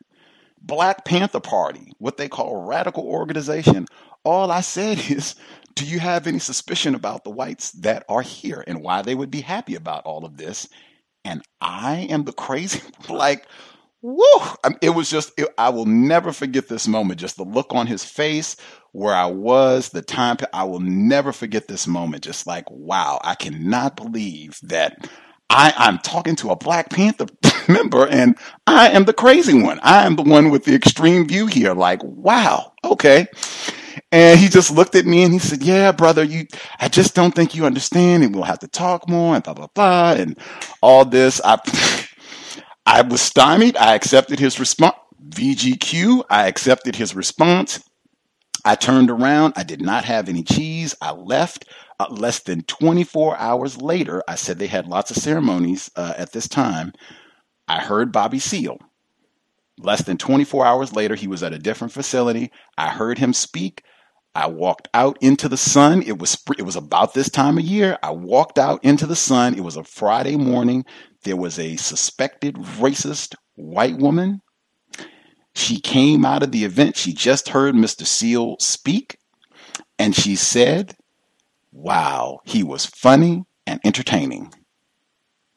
I will also not forget that moment either. Less than 12 hours after my conversation with Mr. Dixon, and I said, I am retarded. I'm a victim of white supremacy. Mr. Bobby Seale also has VGQ.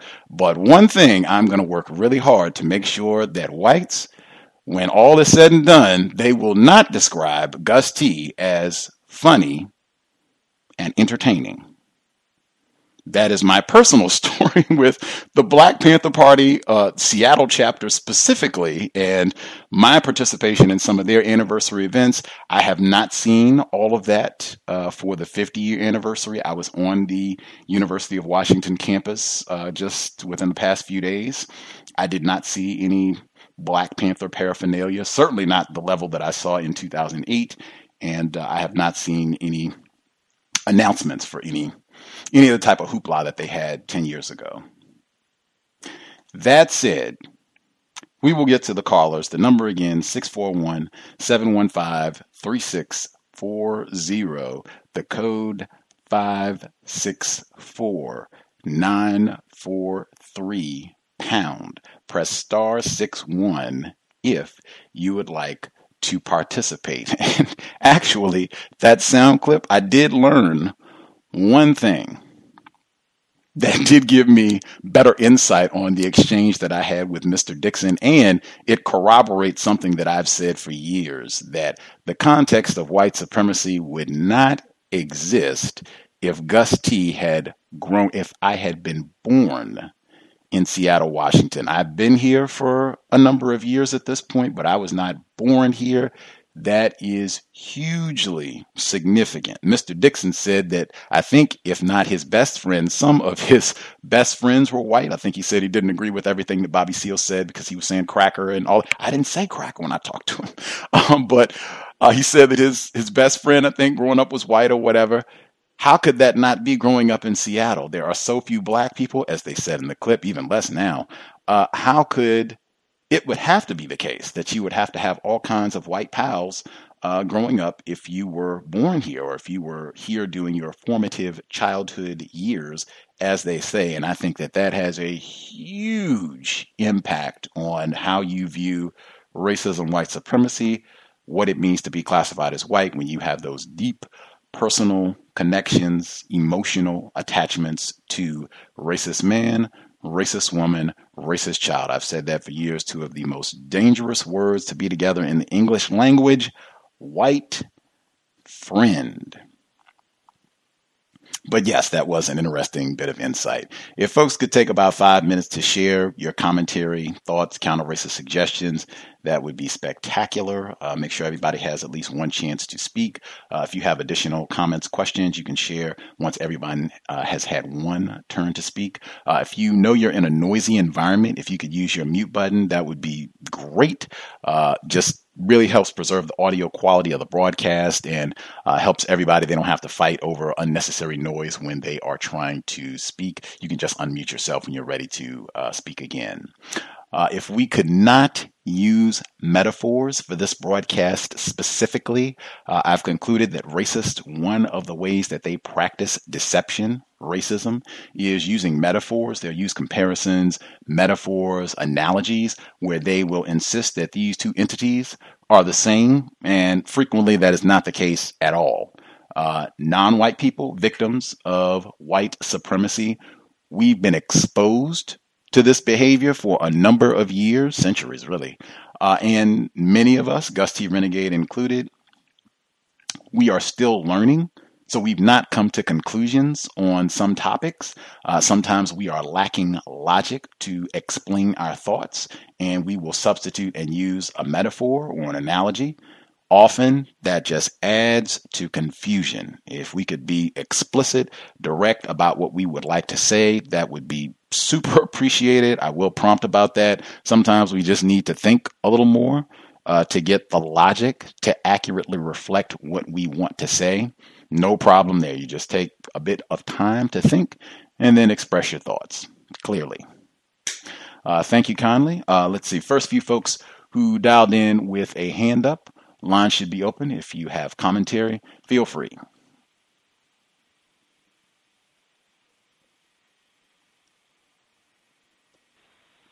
Peace, Gus. How are you? Bright poorly. Good evening. Me too, as well. Man, Martin Luther King. Why don't they always leave out the point that, and I could be mistaken, but didn't Coretta Scott King win a suit that proved that the United States government was culpable in his murder, Gus? Yes, they did. I think she won like $1 or something like that. I mean, they really slapped her. I mean, no metaphor. Even though Snoop's website would say that's false, but I saw the documentary where that actually happened. The man shot in the black 7 times on Mr. Clark. This reminded me of Walter Scott, where he was shot in the back 8 times, running away, and then the cop threw, the taser by him a little later. And it just so happened that Dominican brother had footage of it, and he was bold enough to put that footage out. I would like to see if he's still in the country. But it's just that this man seemed like he was climbing into a window or trying to knock on the window to get his grandmother's attention because they couldn't hear the bell in the front, and he had his cell phone. I guess he was calling them. The thing that stood out to me was the story that they initially went with was that they were tracking someone who committed a robbery or whatever. They had the actual helicopter above. Now, I know when they're tracking someone with on foot, they usually have the light beaming on the person. I mean, I've watched Cops way too many times. How did they get this confused? So I just think that, that kind of got me. Israel, I call it isn't real because it never existed. It was created on May 14th, 1948. I always remembered that date. And they have the nerve to expel anyone from a place that they currently occupy from another group of people that already occupied land that didn't belong to them. It's just terrible. Isn't real was created and is the headquarters of it was created by and is the headquarters of the most racist and the most powerful organization on this planet called the Society of Jesus, the Jesuits. And that to me 8 ways in. They didn't. What did they say? Ain't putting that nigga fire out. Firefighters once again popping up. firefighters have so much power in this instance. I mean, when we talk about the Allen Iverson, when he said, man, that judge got a lot of power. I mean, when you're standing there watching your house burn and the firefighters are standing there for an hour letting it happen, they got a lot of power in that position. And the fact that this black pastor has this white lawyer pretty much call him a liar, say that that's not what was said, I thought that was terrible. Mitt Romney, Kevin Kevon or whatever, James Romney. And I always remember, because he had, remember that picture, Gus, where all the other boys, he has a bunch of grandkids, and all of them were wearing blue, and they had this little boy in pink. But it comes from Irish, which is white people, Celtic, which is black people, origin. And it could mean either little dark people, or little dark one, or dark poet by the sea. And that's the meanings of that name. I also hate the word fear. It has too many meanings. It can mean a carnival. It can mean light, white, good. And then you can spell it differently, Fare, and it means a fee, or Fear, and it means you're scared. I never liked that word either. I mute my line. Appreciate that. I knew Thomas in New York would get Mr. Romney's grandson's name, which, as I said, was significant. And I did want to make sure I include, we had a listener, she wrote in, metaphors. Sometimes whites' metaphors, I think, just reveal more truth than they intend. So we had a listener, she said, or she wrote, my grandmother is in the hospital. Suspected white supremacists stopped by to take her vitals. She refused and went back to sleep. He states, oh well, let sleeping dogs lie. Continuing,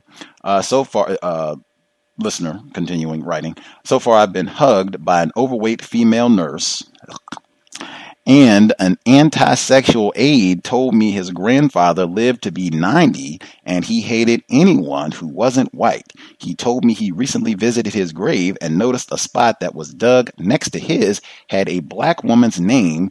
He says he laughed and said, serves you right, Grandpa. Medical apartheid. And Dorothy Roberts' Killing the Black Body. We've done a lot of works. Immortal Life of Henrietta Lacks. You can just pile them up. Hundreds of Interlaced Fingers. Dr. Vanessa Grubbs. You can pile them up. Lots of work in that department. Other folks that we've not heard from at all, if you have commentary, feel free. Can I be heard? Yes, ma'am. Greetings to everyone on the line. I did listen to the clips, however, I definitely feel I need to go back and listen to the archive when it's posted to get a full understanding of it. I'm sick, so pardon.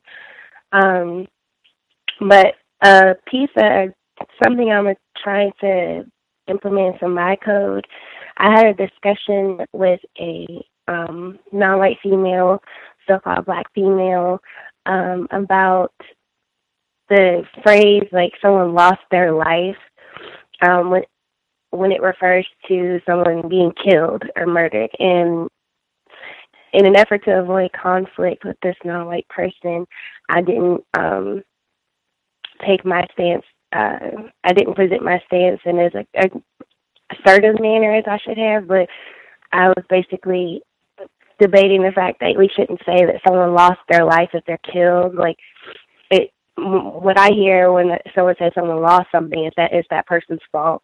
They have some type of culpability or some type of blame in regards to losing it. You lose your keys, you lose, pens.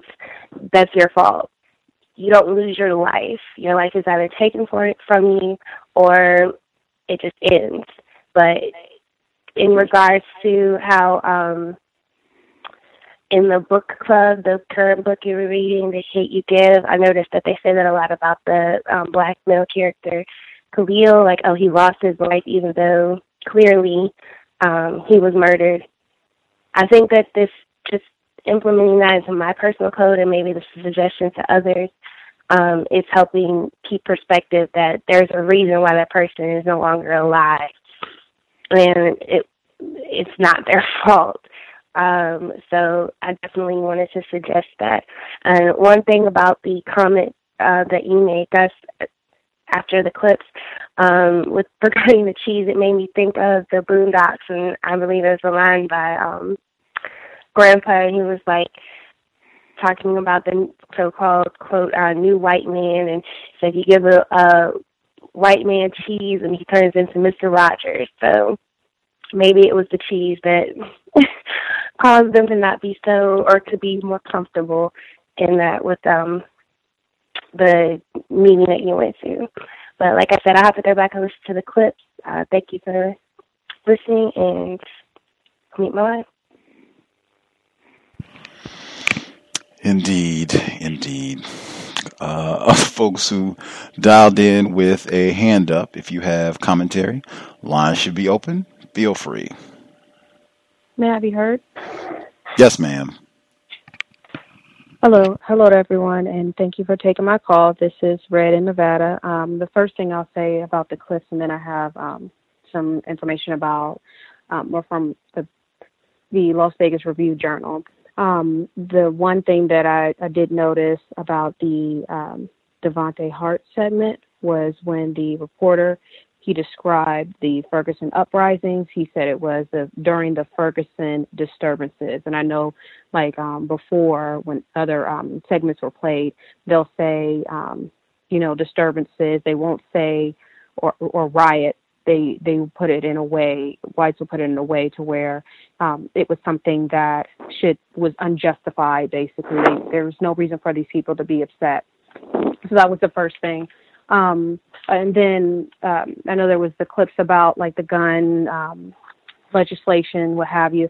A couple of weeks ago, also in the same paper that I've been reading, they did like a full page, and it says what it takes to buy a gun in 15 countries. And it just goes through 15 different countries and what it all takes to buy the gun. The most lenient country is, they describe it, Yemen. It says go to a gun market or find a gun seller online and buy the gun. That's it. And then the next one is the place, known as the United States.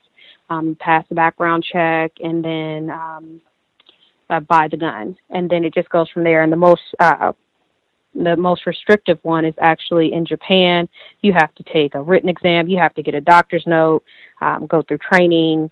And then even some of these countries, you can't even still have the gun in your home. You have to leave it somewhere, sign it out when you want to use it, just all these different things. So just wanted to mention that. Another thing that I had noticed in the paper was that they're saying that Nevada's meth deaths are the nation's highest. And so now, I guess, like the white drug addicts, they're doing better as far as not using heroin, but now they're going to methamphetamine, and it can also, and they say that not only is it lethal just by itself, it's lethal because it could still also be mixed with fentanyl. So there's that. And I guess the last thing, or actually two more things, there was another story about how in the school systems here, they had prosecuted within the past couple of years, or are in the process of charging and or prosecuting 18 different people for different sexual crimes against children. And unfortunately, at least they didn't have the pictures on like the front pages, but in the other page, like the continuance of the story, they had different pictures of all the people who have been arrested, and 9 of the 10 of them seemed like they were black males. And then it at least showed, like, for the 8 of the people who have been prosecuted since 2016, when they were arresting all these different school employees, they would show their charges. And of course, like for the 8, I think there were 2 white men and then 6 black males. And all of the black males, they were required to not only do some type of jail time, but they were also required to be on the sex registry. And there was one where a black male and a white man basically committed the same crime. It was basically having sex with a child and something else. And the white man, he was still convicted and had to serve time, but he also did not. He was not required to be on the sex registry.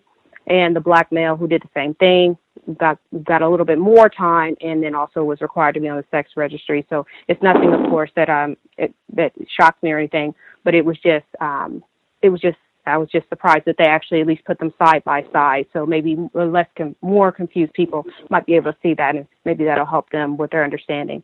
And thank you for allowing me to share. I'll mute my line. Appreciate that, Red in Nevada. Great job keeping up with the news and all the different updates on whites killing themselves in new ways with the drug epidemic. And then the situation with the teachers, apparently, that have been charged with molesting, and then most of them were black males. That reminds me of the teacher situation in Atlanta, where they charged a bunch of the black teachers with cheating on the exams. Also wanted to get in really quick when Thomas in New York mentioned that the terrorism, white terrorism that's happening in Israel. Dr. Francis Cress Welsing, White Genetic Annihilation. That was the snippet that I began that audio segment with. They said they were specifically targeting single black males, specifically with the removal effort that they were carrying out. White genetic annihilation. And that sounds like that good old black male privilege once again. Other folks that we have not heard from at all, if you have commentary, proceed. May I be heard? Yes, sir. Yeah, just a few things. First off, this is from the NYC, from Brooklyn. NRA probably has more Klansmen than we ever could even imagine. Klansmen and Klan women. I'm curious to see what the rest of the callers and anybody else of the listeners think about that. Stephon Clark, my heart goes out to his family. But this is a clear indication of exactly what Dr. Francis Cress Welsing was pointing out as far as black males are the greatest threat to white genetic annihilation. And I'm wondering in this aspect, it hurts in this aspect coming from myself. I have two black male sons, and this is one of my greatest fears. Also, Austin, Texas bombing here in NYC, barely any news of it. Barely any news of the racial aspect of it at all. Maybe NPR did a little bit of something on it. Outside of that, nothing. None of the major networks hit it at all. As far as the fire goes, I would really like to hear what retired firefighter has as far as an opinion on this, because here I don't know if it's just the same anywhere else, but we've had an issue with firefighters and the situation. They actually got a lawsuit here in NYC back in the day because they did not hire any black males. So they literally had a campaign trying to hire, quote unquote, non-white males into the fire department. And I'm curious to see what retired firefighter has to say about that in regards to that. But I'll mute my line. That's pretty much all. Thank you. Appreciate that. Other folks who dialed in, if we've not heard from you at all, if you have a hand up, line should be open. Proceed. Hello. Yes, ma'am.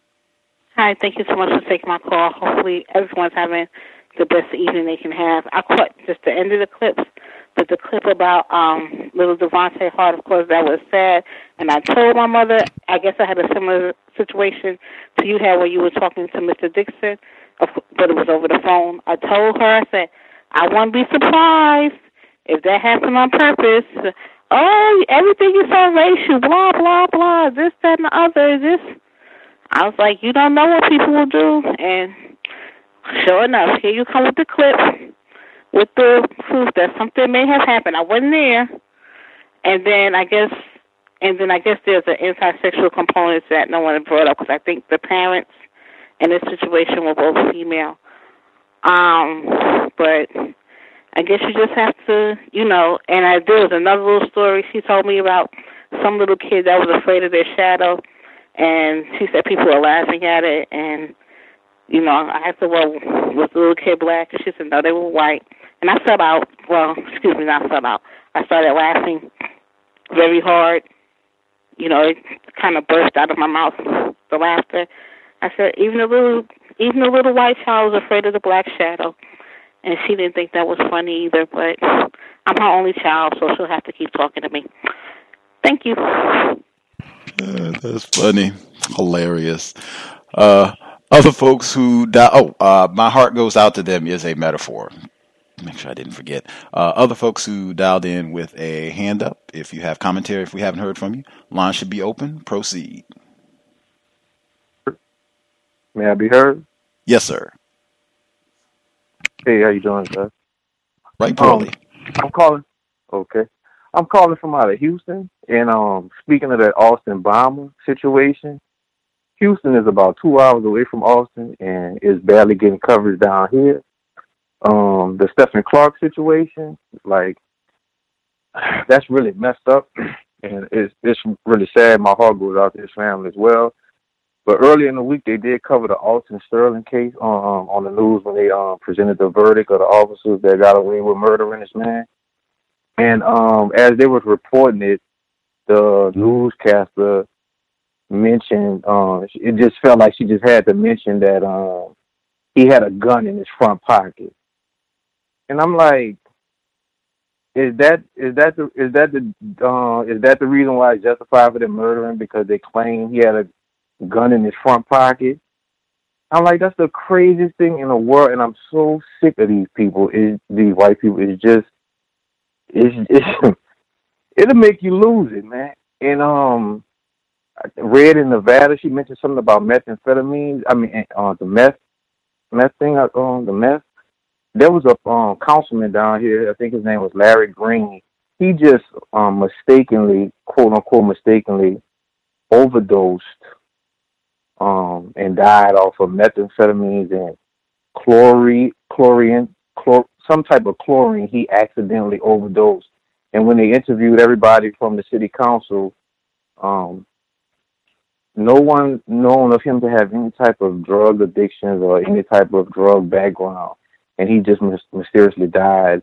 And I did just a little small research on him, and the mayor of Houston, he's also a black man. They were, I guess they were doing getting ready to do some things down in Houston, on the south part of town, and it was just crazy that it was just all of a sudden that he died. And I think that's all I had. I'll mute my line. Just in the interest of use of correct words, as opposed to saying it's crazy that he's died, I would say that it's suspicious. That might be a better, more accurate word choice. That is something I do try to emphasize on this broadcast, making sure we're using the most accurate terms possible to describe when these types of things happen, if that makes sense. Other folks who dialed in that we've not heard from at all, if you have commentary, line should be open. Proceed.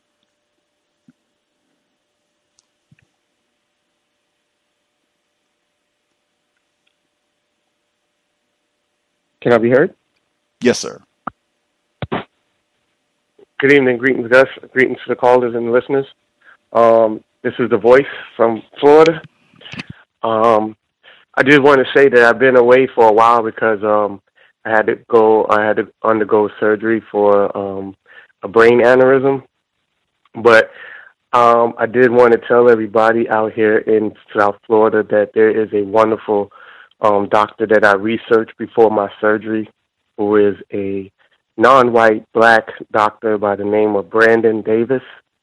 Phenomenal doctor, and representation matters a lot because when I'm a non-white black male, and I have dreadlocks, and I remember when he was talking to me a bit before my procedure, and I was just breathing a lot of confidence and energy in him, and telling him that I believe in him.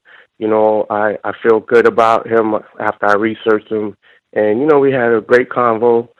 And the thing about it, he was telling me that when he is going to do the procedure, that he was going to bring the scar and go behind my hairline opposed to in the front. And the reason why I really wanted to bring this up to the people is because I believe if I had got a non-black, white, or other doctor, that they don't take the consideration of knowing that, in our culture, that the hairline, we're real picky about our hairline. And him knowing that he's a black doctor, he's a black person, I'm a black person. He understands the concept. He understands, without even that basic communication. So, phenomenal guy.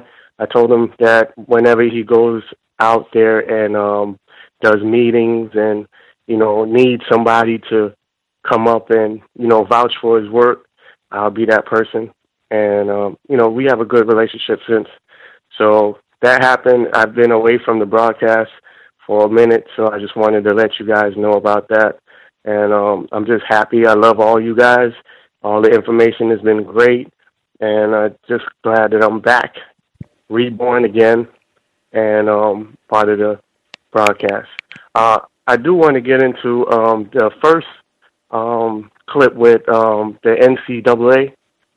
It made me think about LeVar Ball when he wanted to start up his own league to start paying the players, because he noticed that a lot of these players, basically are being used for their services, and a lot of these owners and people behind the scenes are getting a lot. And that's one thing about the clip that I love so much, that you get clips that are very detailed, and they were breaking that. I didn't even know it was a lot of people that make that much money behind the scenes off of these black players. So I pretty much thank you for that clip, because that was like new information that I've got. The second one was with the young girl from North Star Academy.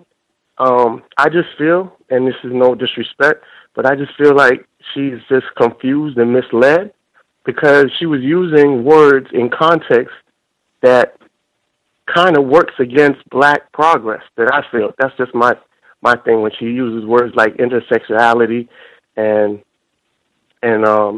just other words that she was just using, that it just feels like the March for Our Lives is just to replace Black Lives Matter, because anything that is black seems to be demonized. I don't know, metaphor or what, but I don't feel like, I just feel like they're using black children and highlighting them, putting them on this platform, and just misdirecting the whole mission. And when I was listening to her the whole time, I was like, I see why they are putting her on this platform and making people think that this is the direction that we need to go in. I want to say, I say to Miss Brown, the non-white black lady that passed away, with the Board of Education. I know probably going through her mind before she passes, I know she had to be thinking like, man, if nothing's changed, I don't know if this was I don't know what her thoughts were. It would be nice to know what her thoughts were, but to me, if I felt like I was in her shoes, I'd be, transitioning with the mind frame of things still haven't gotten any better and it's just getting worse. That would be my thoughts. The COINTELPRO on the Black Panther. The COINTELPRO on Dr. King. It reminded me of the COINTELPRO on the Black Panther and the destruction, how they used it, and the horrific death of Fred Hampton. So, and nowadays they got the BIE, Black Identity Extremist movement. So I feel like that's just coming right back into play. And the it's going to be a lot of 30 seconds. When you look at a lot of 30 seconds. I'm sorry. I just feel like it's a lot of people that's going to, be victims again of that same thing. When you look at Dan Seals and everybody else, but that's about it. I'll comment later. Thank you. Appreciate that, the voice. I'm very glad to hear that things worked out well with your medical procedures, Black self-respect, supporting the Black physician who, helped things go well. That is phenomenal that you were able to do research. And then, the importance, as you said, of Black doctors matter. I think Emmy and some of our other listeners, that's the direction that they are pursuing. Dr. Francis Quest Relsing, physician. Even Frantz Fanon, even though I'm, the Wretched of the Earth is not one of my favorites, he was also a physician. Black doctors matter for a lot of the reasons that you pointed out, the voice, and more. So I'm ecstatic to hear that things went well, to have you back participating. I hope it's constructive information, and that is phenomenal. Other folks that we've not heard from at all, if you have commentary, in her shoes, that is a metaphor. Before I forget, other folks who dialed in that we've not heard from at all, if you have commentary, line should be open. Can I be heard? Greetings, retired firefighter. Greetings, everyone. I heard some clips from the Black Panther Party. One thing that was admitted by some of the members of the Black Panther Party over the years was of the inconsistencies that would take place from chapter to chapter. And I think you experienced some of that in your contact with the Seattle chapter. I don't know anything. I don't know that much about the Seattle chapter. I'm just saying that it was common that within the Black Panther Party, it had inconsistencies in how things, which is nothing new with just about any attempt that non-white people have, especially non-white Black people have, dealing with a lot of young people. And also there was a lot of inconsistencies as far as to the point of even violence amongst each other within the organization itself, from chapter to chapter in some cases, the West Coast and the East Coast type of thing. So what I was listening to, you were talking about the understanding of the one of the members. I'm not surprised about it at all. I'm not surprised. Even the relationship that they had with white people is not unusual as far as what I've heard myself. I heard someone mentioning about that they was wondering on what my comments were on. I think it was one of your clips on a fire.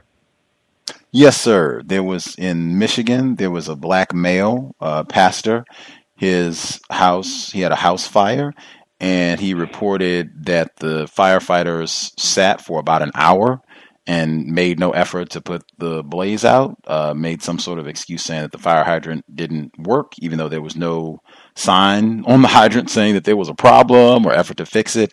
And then he also reported that he overheard one of the firefighters saying that we're not going to put that nigger's fire out. Yeah, well, I mean, right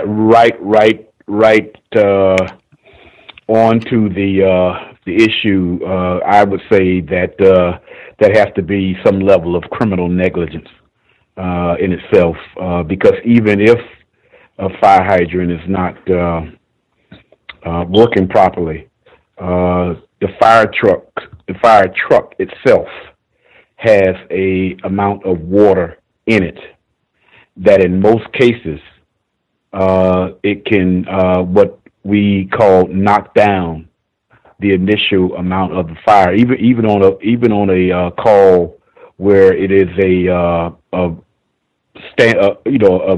substantial fire. Basically, what takes place, and it's kind of like universal just about everywhere. The first arriving unit on a call gives the type of building, single family residence, single story family residence, visible flames of smoke, code 1. That means that because there's a certain amount of vehicles that go on the call, and that first arriving unit, based on what I just said, that whole assignment of people will come. So and you're talking about at least 2 fire trucks, and I'm sure that the fire trucks had water in them. And like I say, even if a fire hydrant, there's plenty of other options. There's more than one fire hydrant, and if anyone wondered on why fire trucks have holes sitting on top of in the rear of the truck, is because so it can lay out a line that can go from one fire truck to the other. It can extend from another fire hydrant. I'm sure it was another fire hydrant that was somewhere in close proximity to the house. There's all other kind of options based on what I'm stating. So I mean, basically what that is it was of course it was a act of racism, and it can be also considered to be criminal neglect. Anything else on that? Hopefully I was clear enough. If other folks, I guess if they would like input from retired firefighter on that particular clip, his thoughts about how that was handled, or the speculation that this was an act of racism by the firefighters to allow this black male's house to burn down, feel free. He's here. I'm sure he'd be willing to answer the question. Was that it? Did you have anything else you were going to share, sir? That was the only thing that I had to share as far as your report on the Seattle Black Panther Party, the Seattle chapter. Right. And I heard the request from one of the callers. Gotcha. Context of white supremacy. Any other folks that we've not heard from at all? If you have commentary, lines should be open. Proceed. May I be heard? Greetings, Ivy. Greetings, Mr. Renegade. Greetings to all the callers on the line. Welcome back to The Voice. I love you too. I missed you. I listen to the cows all the time, and so I've been actually thinking about you a lot lately. Thinking about how I haven't heard from you in a while. Thanks, Mr. Renegade, for the black male privilege layup that you gave me, because I've been thinking about how, black male boys and men are victimized more than any group on the planet. And, just the mass incarceration, the murders on videotape, the murders not on videotape, getting less jobs and less loans and less ability to open up businesses and less housing and everything else than everyone, and being criminalized all the time, being talked about as criminals. The public discourse on black males is criminality, that you guys are thugs and rapists and gangsters and all these lies. And it seems like every time somebody opens their mouth about black males, it's usually negative.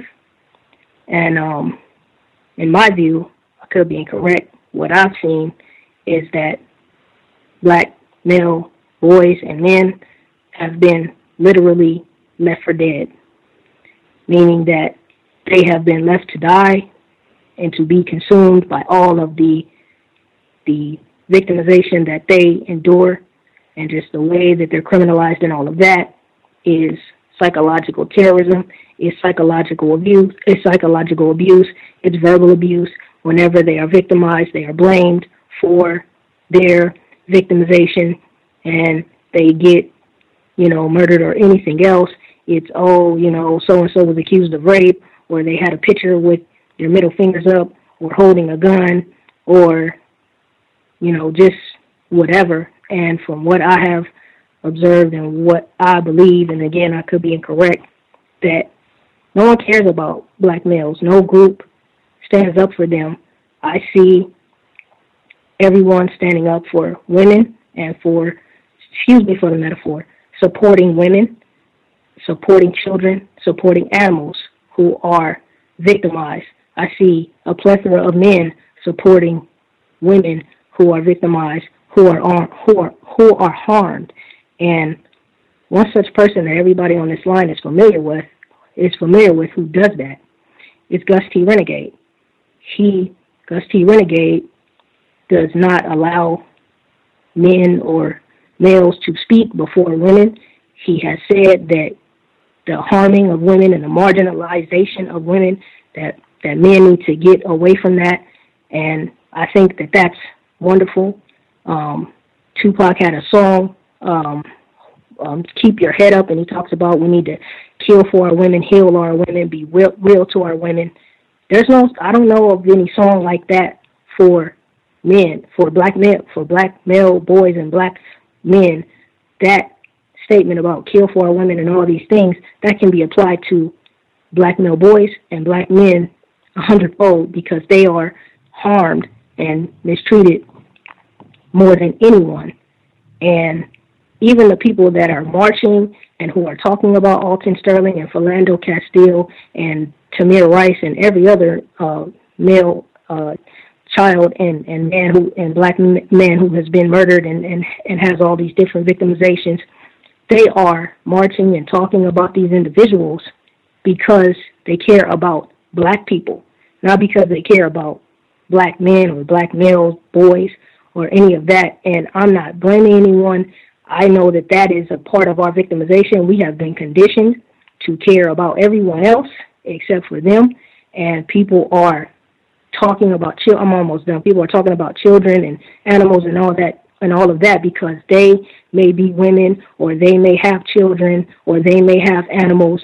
And so it's all about, and for those reasons, and it's also because they care about children, they care about animals, and they care about women. It isn't just because they are also vulnerable to these harms. Whereas when it comes to black male boys and black men, it's because you care about black people in general because you may be black or something like that. That's the only reason. It's not because you care about black male boys and black men and that you just hate to see them being treated like that. But when it comes to other groups, again, children and women and animals, you care about those people and those animals and things like that. And I just want to encourage, last thing that I'm going to say, VGQ to everyone. You don't have to follow this suggestion, but my suggestion is that, the women on the line and just non-black people and just people of different groups, that they will promote just the care and the love of black male boys and black men because they deserve to be loved and cared for and defended just as much as women, just as much as children, and just as much as animals. And that's all I had for now, and I'll mute my line. And thanks everyone for listening, and thanks Gus. And I'll mute my line. Context of White Supremacy, number again, 641-715-3640, the code 564943#. Press *61 if you would like to participate. Any folks that we missed completely, if you have commentary, line should be open. Please do not wait till the last minute. Make sure I get that in. We have less than an hour left in the broadcast. So if you think you have a question, comment, anything that you want to contribute, go ahead and get your hand up. Don't wait until the last few minutes. Other folks that we've not heard from at all, line should be open. Gus, can I say one more quick thing? I'm sorry, go ahead. It's okay. I'll say it later. Okay. We'll make sure not to forget Ivy. The male caller that just spoke up. Oh, okay. Can I be heard? Yes, sir. Okay. Salam alaikum to the host, to the callers, to the platform. And, you know, what I wanted to speak about,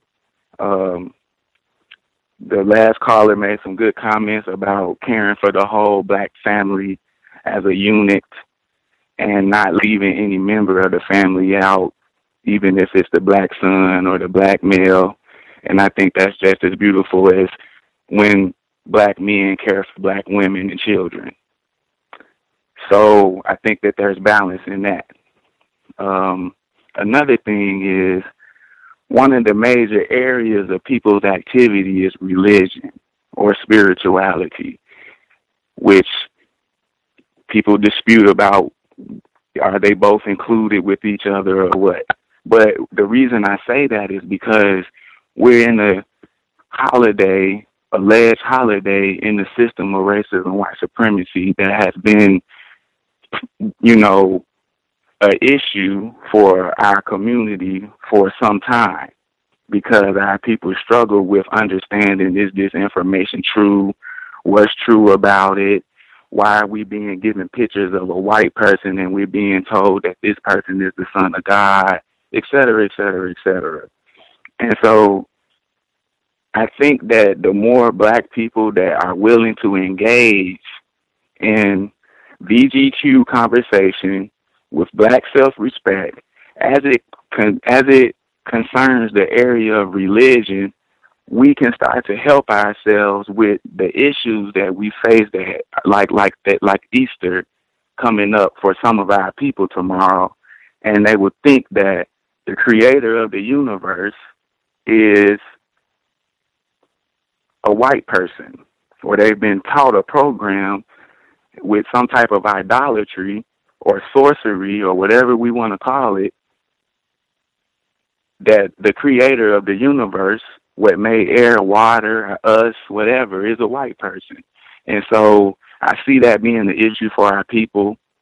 But I also see on the opposite side of that is the hypocrisy that we would naturally have from being angry and being oppressed by the system of racism and white supremacy, which is just another form of terrorism. And you will notice people don't want to engage in the conversation about who, what, when, and where really is our creator. And what can we really do as a group to help ourselves get out of the system of racism and white supremacy and have life and live on the earth like we want to live. But if we think we're going to do that without including our creator in a very detailed manner in what we're doing, then I just think that that itself is a delusion in the black community, that if we don't get over it, then some people will not be where some other people are. Maybe some other black people will excel other black people because they will say, you know, we're willing to engage in this conversation and talk about a white man not being God, or a black person not being God, or a statue. And then so we can try to create a way of life for our people. So that's all I wanted to say. And assalamu alaikum to all of the people on the line, all the victims of the racism, white supremacy that we know and that we don't know, to the host and to the platform. Appreciate that. Other folks that we have not heard from at all, if you have commentary, lines should be open. Proceed.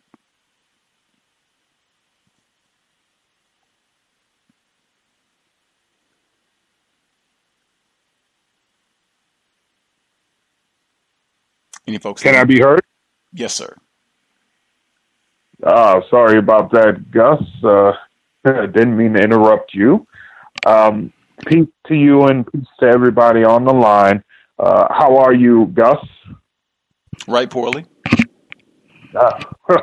I can definitely understand. It is so glad to be back with all of you and to have you back, Gus. I must admit that it was somewhat difficult not to have the cows during those long months, but it is always great to have you back. This is V from Central New York. My comments will be very brief today, but since it was brought up during the conversation, tomorrow, of course, is Easter, and a couple of months ago, I saw a very interesting and compelling presentation put on by former C.O.W.S guest, Anthony Browder, who spoke about Easter and why it was never on one specific day. It is because it always falls the first Sunday after the first full moon after the spring equinox.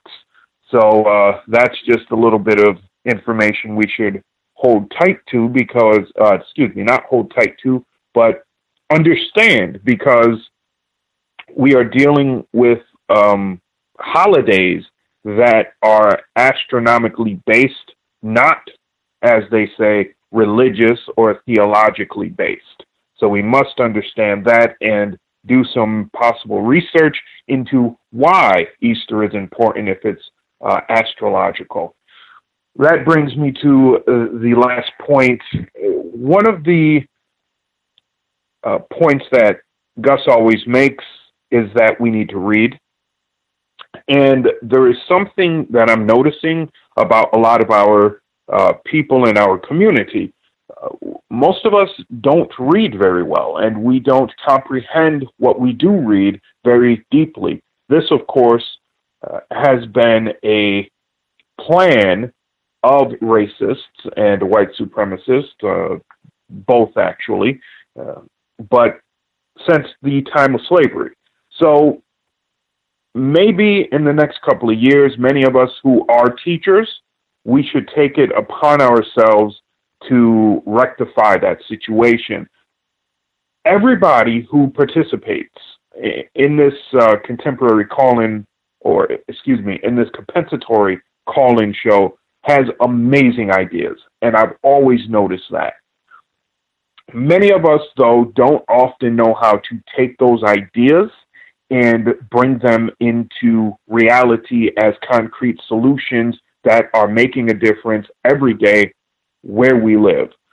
So I encourage everybody to look up some books on project development and on educational development, because both of those subjects will help us take our ideas and create programs surrounding them to help our communities. It is time that we become active in the change that we see in our minds. So again, thanks to Gus, peace to everybody who is listening, and peace to everybody who will listen in the future. I will mute my line. Appreciate that. Thank you so much for dialing in, New York. Other folks that we've not heard from at all, if you have commentary, line should be open. Proceed.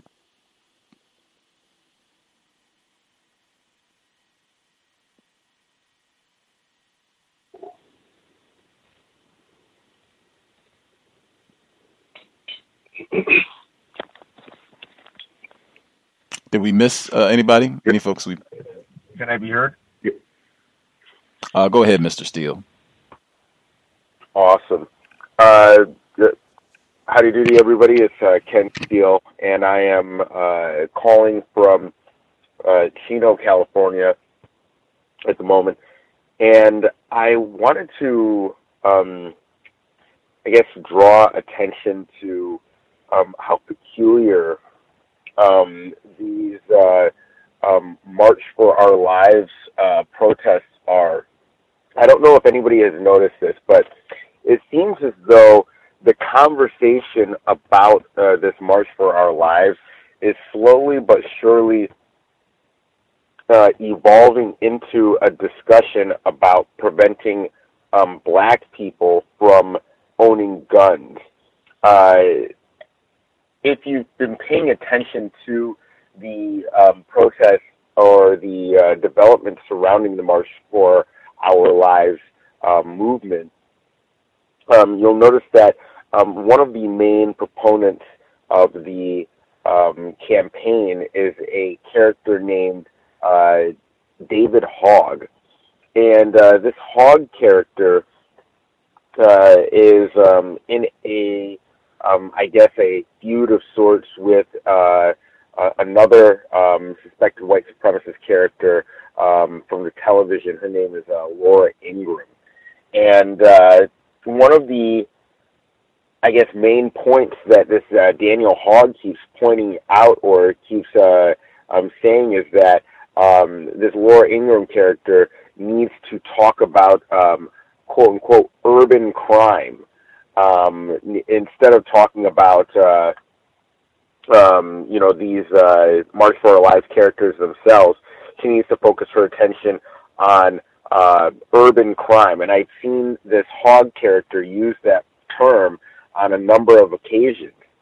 And anytime they're talking about black people, and I think the impetus or what they started to talk about black people for was there was a mention or an observation that black people are suffering from gun violence as well, and this March for Our Lives isn't adequately addressing that. And then they started switching the narrative from talking about the fact that there are so many white supremacists allowed to walk around with guns and to murder other suspected white supremacists in their schools. The conversation is now just shifting almost exclusively to one where they say, well, what about black-on-black crime? And it's something that I just want everybody to pay attention to and to just make note of. Another thing that I think is worth mentioning is that recently white supremacists are going online and they are defending the pair of suspected white supremacists that killed all of the adopted children, the adopted black children that they were, guardians of by driving them off a cliff. I made one mention, or I made one post about this incident on my wall, and a number of suspected white supremacists were coming on the page or coming on my page and trying to change the narrative and trying to sow, doubt in the minds of anybody reading my page that these children were killed by these two suspected white supremacists. And I think that there is something going on with that case that is much deeper than, or much, more involved than we are being led to know. And I think that that's something that we need to investigate. I think it's really tragic that we can see images that would suggest a black child is suffering. I mean, that image where the young boy was with the police officer, it was easily, it's easy to see that there's something clearly disturbed with that child. And we all saw it, and some of us made mention of it, but it was on the news, and nobody was bringing up how tragic that image looked, and how messed up it was that you have an image of a kid crying that hard, and there was no follow up. So I think we need to pay very close attention to the suffering of black children, especially those of black children that are in direct custody of suspected white supremacists. And I think I'll just go ahead and mute my line from there. And lastly, I wanted to say, be mindful of people who are trying to justify the murder of Stephon Clark. I know that I know that there's been questions about, or there's been tweets that he's made that are questionable and anti-black 30 associations seconds. that he's had. But if any of us were put under enough scrutiny, there would be plenty of mistakes and things that we have done that people could use to say that we were justified in getting murdered. And I've also been hearing a number of black people parroting the white supremacist line that he was stealing cars.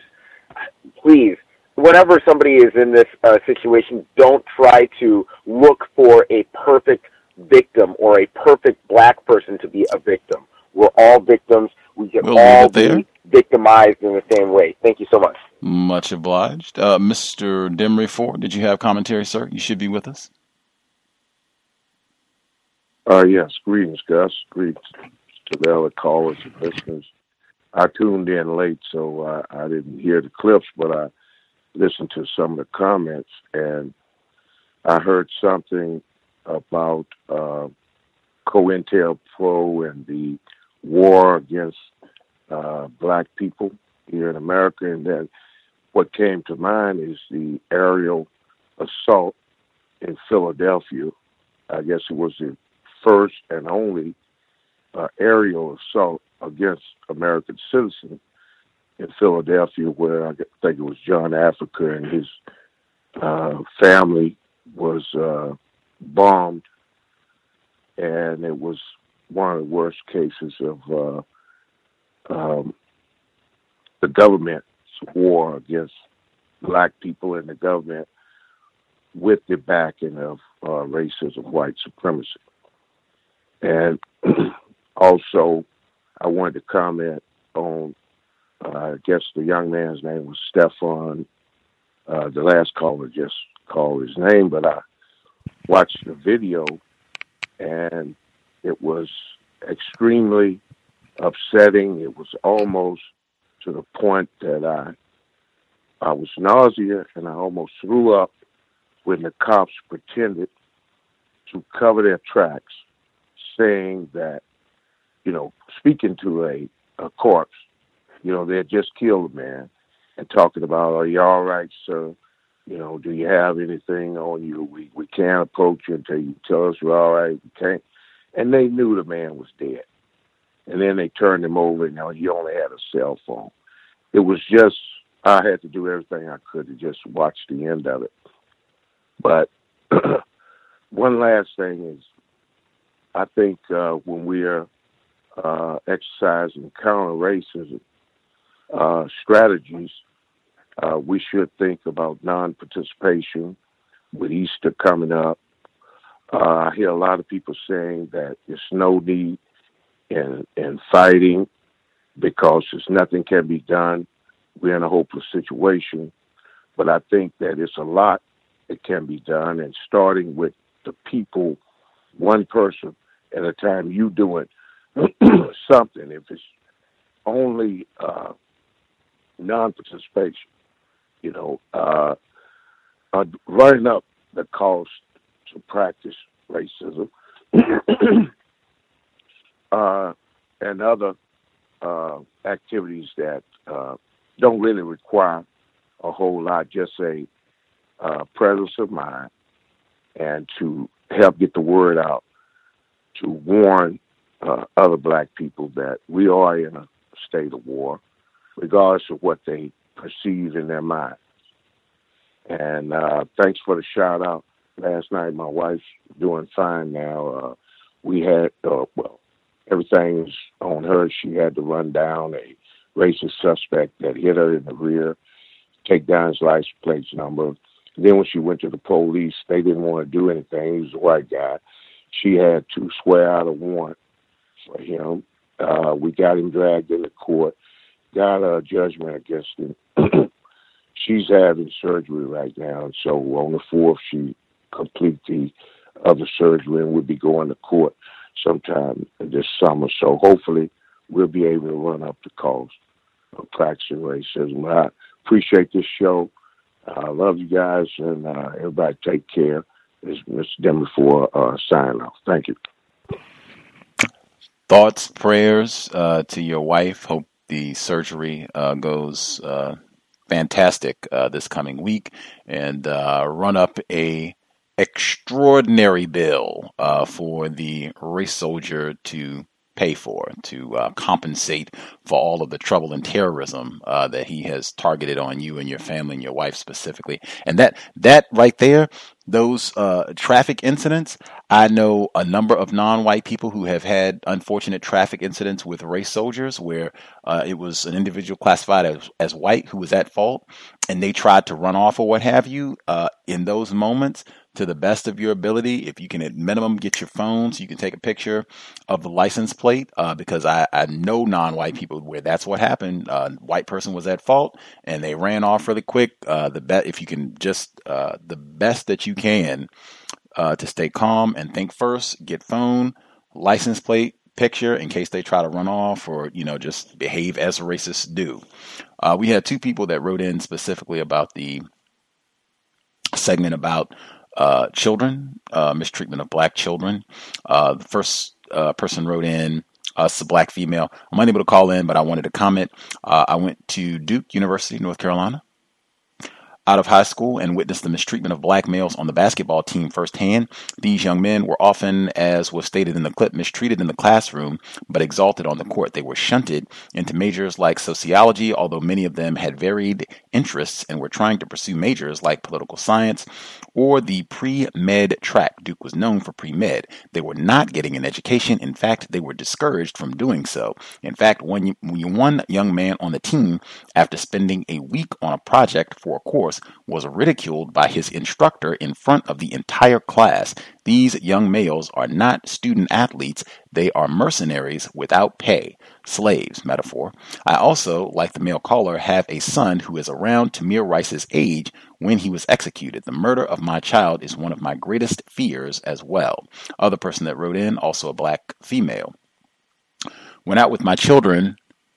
I noticed that white people consistently make the same comments about my children or my parenting regardless of our behavior.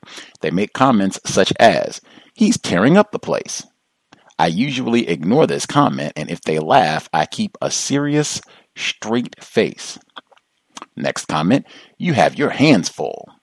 To which I respond, "And so is my heart." Love that one. Next, "Sorry, I'm staring at your kids, but they are just so," fill in the blank.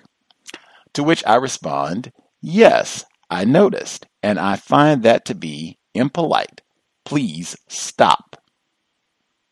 Black self-respect. I learned today that white people enjoy seeing black children misbehave in public. I have heard other non-white people who have come to the same conclusion. That's why I said I think they love the hate you give.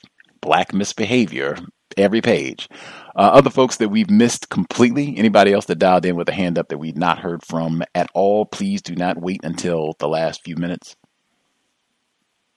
Can it be heard? Yes, sir. Greetings, Gus, to the Cows audience. Hey, Gus, before I go any further, wanted to know if you covered the Texas woman that was sentenced for voting supposedly illegal.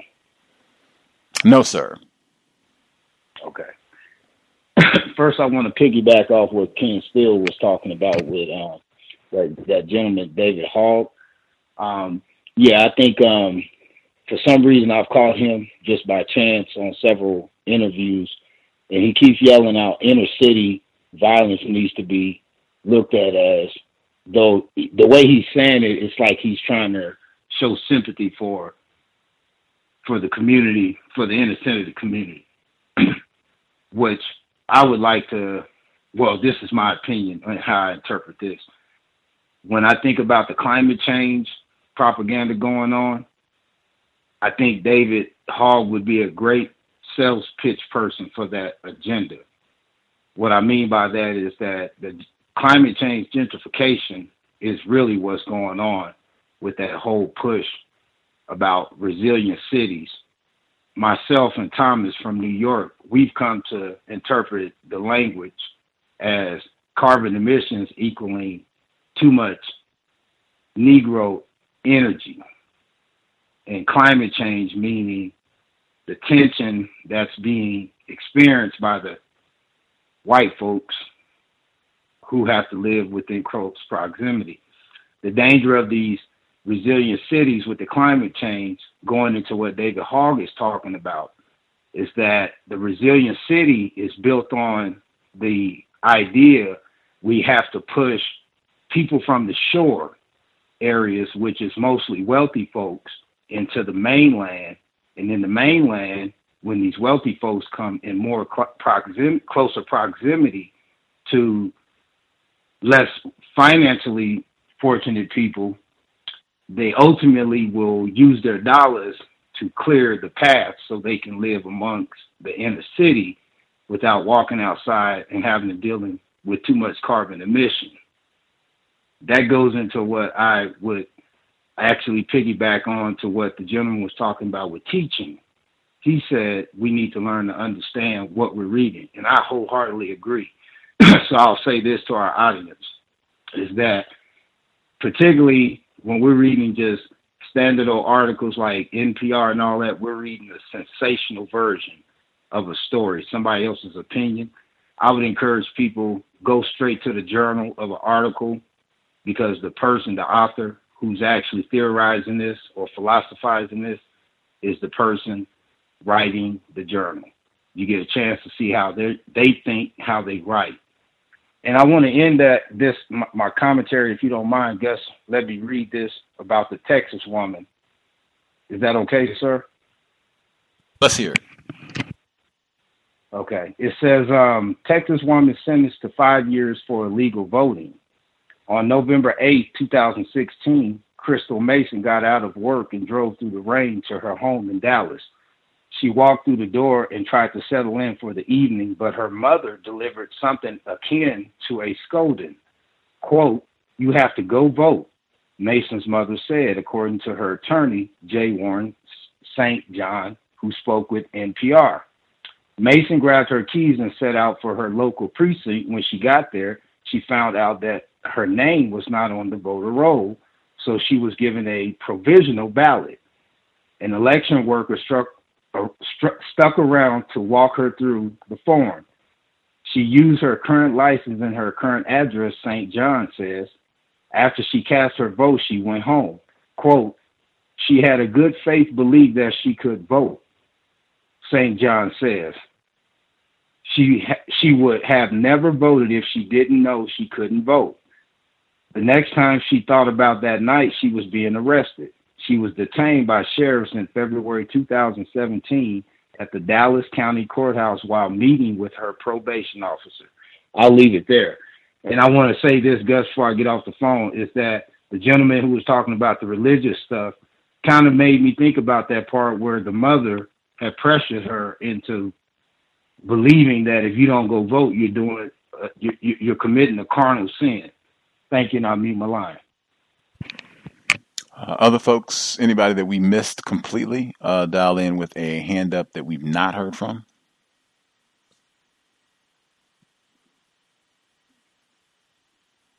Anybody that we have? Oh, yes, sir. If you could speak up. Oh, yes. Can I be heard now, Gus?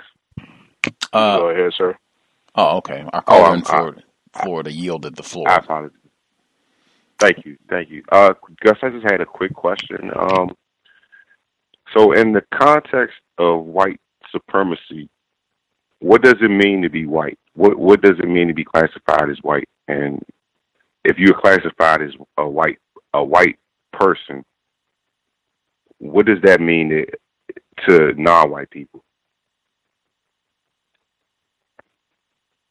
In my opinion, to be classified as white, if you're asking it that way, to be classified as white, what does that mean to non-white people? In my view, that means enemy, someone who is classified as white. This is someone who is a member of a race that is dedicated to terrorizing, subjugating, and abusing everyone in the known universe that they classify as white. But again, that's why I ask on the program, where I recommend that non-white people think about that exact question what does it mean to be classified as white, and come to a conclusion about that. Then you can go about, assembling your counter-racist code in terms of how you're going to relate to and deal with these individuals. But that's what it means to me. If you want to make it a one-word answer, one of the few times, if I can give you one since you're asking me personally what it means, enemy. Does that answer your question? Yes, sir. Anyone else that we missed? Oh, caller in Florida, down at the courthouse. Did you have commentary? Oh, yes, sir. Can I be heard? Yes, sir. Thank you very much, sir. Greetings to Gus, the host, the listeners and callers. I wanted to also start out with I think his name, David Hogg. I'm noticing that, like the way that he's, like the speech and the delivery of this person, it does make me feel suspicious. I'm not trying to get into any comparable metaphors. It just seems like when I hear him speak, I do sense like it's an agenda or some kind of a plan behind it. And I'm noticing also that I don't know if Dr. King was kind of linked to this March for Our Lives directly or indirectly, but I think I remember hearing it somewhere that one of his quotes were mentioned or something. Maybe it was on social media, but I'm in agreement with the previous callers who mentioned that they're trying to decrease gun ownership among black people. I think that's how it was worded. When it comes to I think it was a clip of the Stephon Clark's brother, who it looks like it was in a meeting of some sort, like around the local white politicians in his area.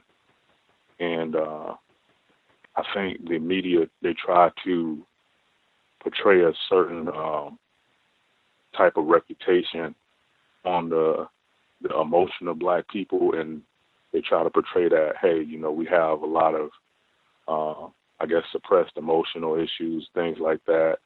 But what I'm noticing, like comparatively, the white people like that was behind the desk, they were very calm. Okay, like it didn't seem like they were getting upset or annoyed or agitated, at least not to me. And I think we should take note of that, because that looked like that was a very, I guess you can say, intense environment. So if we could just really take notes or just observe and analyze that kind of behavior, I think it'll really help us out, not just in the context of this situation, because these kinds of shootings, unfortunately, are happening or occurring on a consistent basis.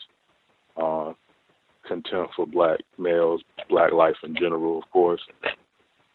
And with the student athletes, I think it's been reported that I believe the football teams generate the most revenue, I believe, for these campuses, and they get out here to program young children at a very young age. And I've even noticed some of the young black males here locally, they're only thinking that, like, hey, I can't make it out, or I can't achieve another type of talent or profession, or like I think it was a rap lyric. I only can rap or play ball or something like that. I'm not sure who rapped it, but just that programming, that intense programming, that we can't achieve anything else but what we are taught we can only achieve. That's the only thing I have right now, and thanks for allowing me to share. I think the lyric is either you have to slang rock or have a wicked jump shot. Yes. Might have. Yes. Not that I'm proud to be able to remember that, but yes, I think that's it. Anywho, any folks that we have missed completely? Anybody that has a hand up that we've not heard from at all? Did we got everybody? Nobody that we missed completely who has a hand up? Spectacular. Anybody have? Oh, I had additional commentary. The first one, I appreciate Red in Nevada for the news report. The caller that dialed in, Crystal Mason, the black female who was victimized, incarcerated for voting, no less. Checking the news, being informed. Dr. Welsing, certainly something that she encouraged. Dick Gregory as well, Grandcestors. The report about Stephon Clark, and I've said, for a long time, I do not keep up with the police shootings. That is going to happen as long as the system of white supremacy exists. I've not watched the video. I don't watch any of those videos. However, I do try to at least read so I'm informed about what happened, right? That segment on NPR where they were getting information about the autopsy report that the family got, Stephon Clark's family got an independent autopsy report that he was shot in the back all these times, 20 times, as they said. Dr. Welsing would comment about that again, white genetic annihilation. But I thought it was important, all of the disruption that they had in the audio segment. This was NPR, right? I mean, they got a lot of money. This is not some raggedy operation where they're struggling to get a budget and to have people, invest in NPR. All of that disruption in the phone call, and they ultimately lost the guest completely. That is a rare occurrence. I listen to NPR on a daily basis, weekends included, and I mean, that does not happen. They talk to people all over the world on Skype, phone line, in the studio. It is very rare that you hear them just lose somebody completely, where the person is talking and they're just gone. Like, oh man, I guess we lost them. Don't know what happened. We'll try to get them later. For that subject matter, and particularly, they were talking about Bennett Omalu. That, to me, huge alert went up because Bennett Omalu, in addition to what they said in the segment about concussion and the movie and Will Smith and the NFL and brain damage and all of that, CTE, yes, that's accurate. More recently, Bennett Omalu was just in the news saying that the whites, the enforcement officers, that they were tampering with autopsy reports and changing reports, particularly as it related to police-involved shootings like Stephon Clark. So for him to come out and make this report, I was thinking, wow, did this have to go through the same facility that he just said the race soldiers there were tampering with reports and making his job? I think, in fact, I just played it. He said that they were dismembering bodies of deceased victims in the morgue. I mean, he was making huge allegations. I think even a white person had quit from this facility saying that, yeah, they were doing, she was corroborating the allegations that he was making. But I remember that just because I do try to check the news. I haven't been as great with the flood disruption, but I'm trying to get back on my counter-racist grind that just happened. And I thought of that as well because they could have added that to give further context to what's happening with Stephon Clark. I'll post that report again, but he just said that. It might have been this month. It was this year, certainly, about his concerns about what was happening in the police station or with the morgue and the forensic department specifically. Any other folks comment that they wanted to get in before we wrap things up? Any final quick thoughts? Let's see. Red in Nevada, was that you? Yes, and I'll make it quick. Another thing I did want to say was that I do try, I think about the cows a lot and all the different suggestions I get, and I was actually thinking about Ivy, especially when I go to work, because I missed this most recent workplace racism show. But what had happened this past week, the same racist, I don't actually try to speak to her, and I actually have been able to avoid her during lunch. But, of course, they'll come to your desk. And most recently came to my desk, decided to say something to me, like greet me or something like that, still called me the wrong name. I still corrected her. She was like, she kind of laughed to herself. She was like, I don't know why I keep doing that. But, it's okay. And laughed and kind of went and, chuckled a little bit more and, went off. And I was thinking, because it's like, I know it's not the right frame of mind to think, but sometimes I really try not to be the angry black female, and I felt like I was going to go off on her, but I just try to just laugh to myself, like this is what she's going to do. But I really just felt like, saying it's not okay, and I wasn't, of course, going to get really loud or anything. But, I mean, I just tried to make sure I just stay codified. And that's all I wanted to add. Thank you. Workplace Racism's Thursday, 8 p.m. Eastern, 5 p.m. Pacific. The male caller who spoke up simultaneously, did you have a quick comment? Yeah. I just wanted to say real quick, if you guys remember the case about Felicia Jackson, the black caseworker that was kicked off the plane for escorting a little white girl back to her custodial parent, which was the father back in New York.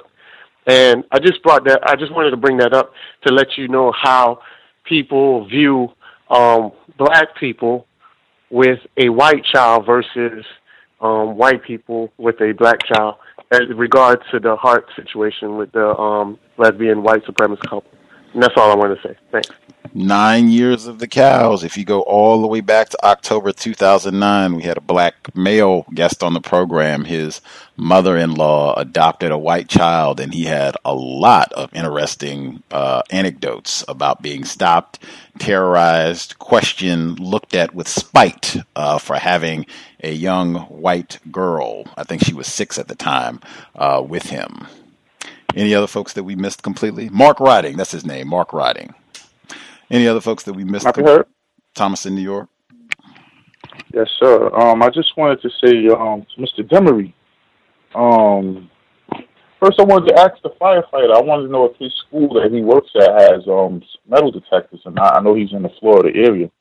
To Mr. Demery, May 31st, 1921, Tulsa, Oklahoma, the Negro Wall Street district of Greenwood neighborhood is bombed from the air. I think that would be the first time that they used aerial force against us. And they actually have video footage of this with in the little Red Baron planes. It's like, I mean, it's not funny, but to see those type of planes and they bombed that district, all because a black man bumped into a Sioux Africa. And I mute my line. The Sioux Africa reference for the program. I actually had a note of Sioux Africa written down today as well. Retired firefighter, metal detectors at your institution, yay or nay?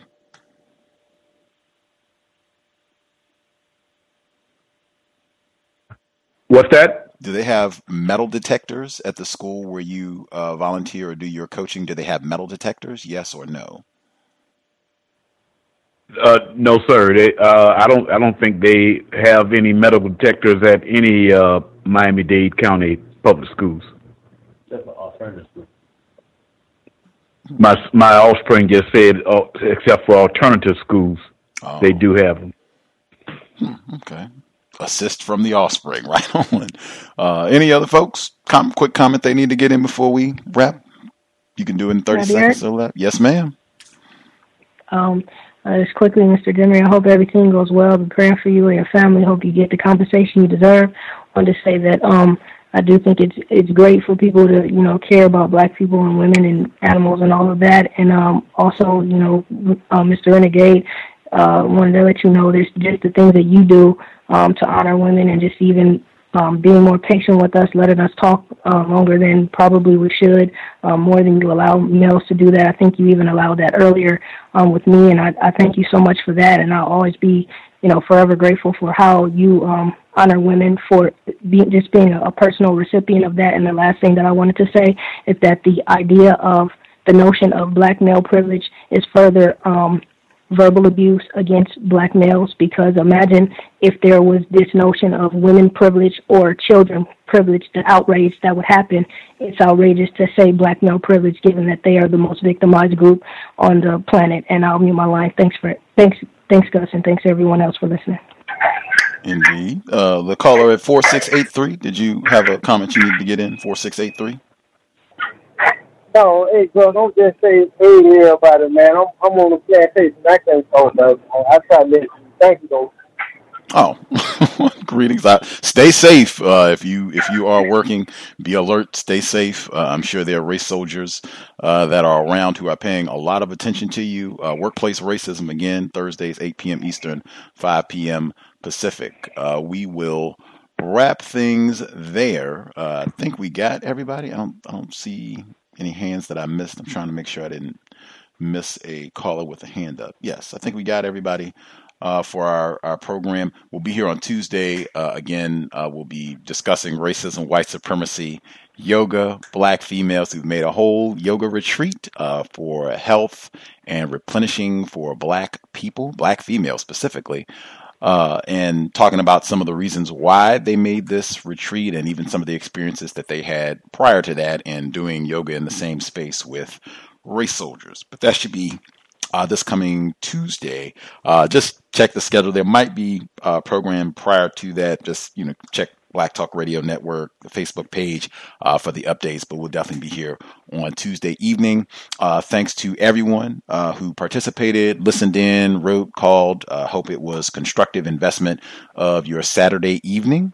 I will again suggest, I know the weather is getting nice. It was super warm in Seattle today. If you want to go out and frolic, great. You still want to be codified when you're out and about.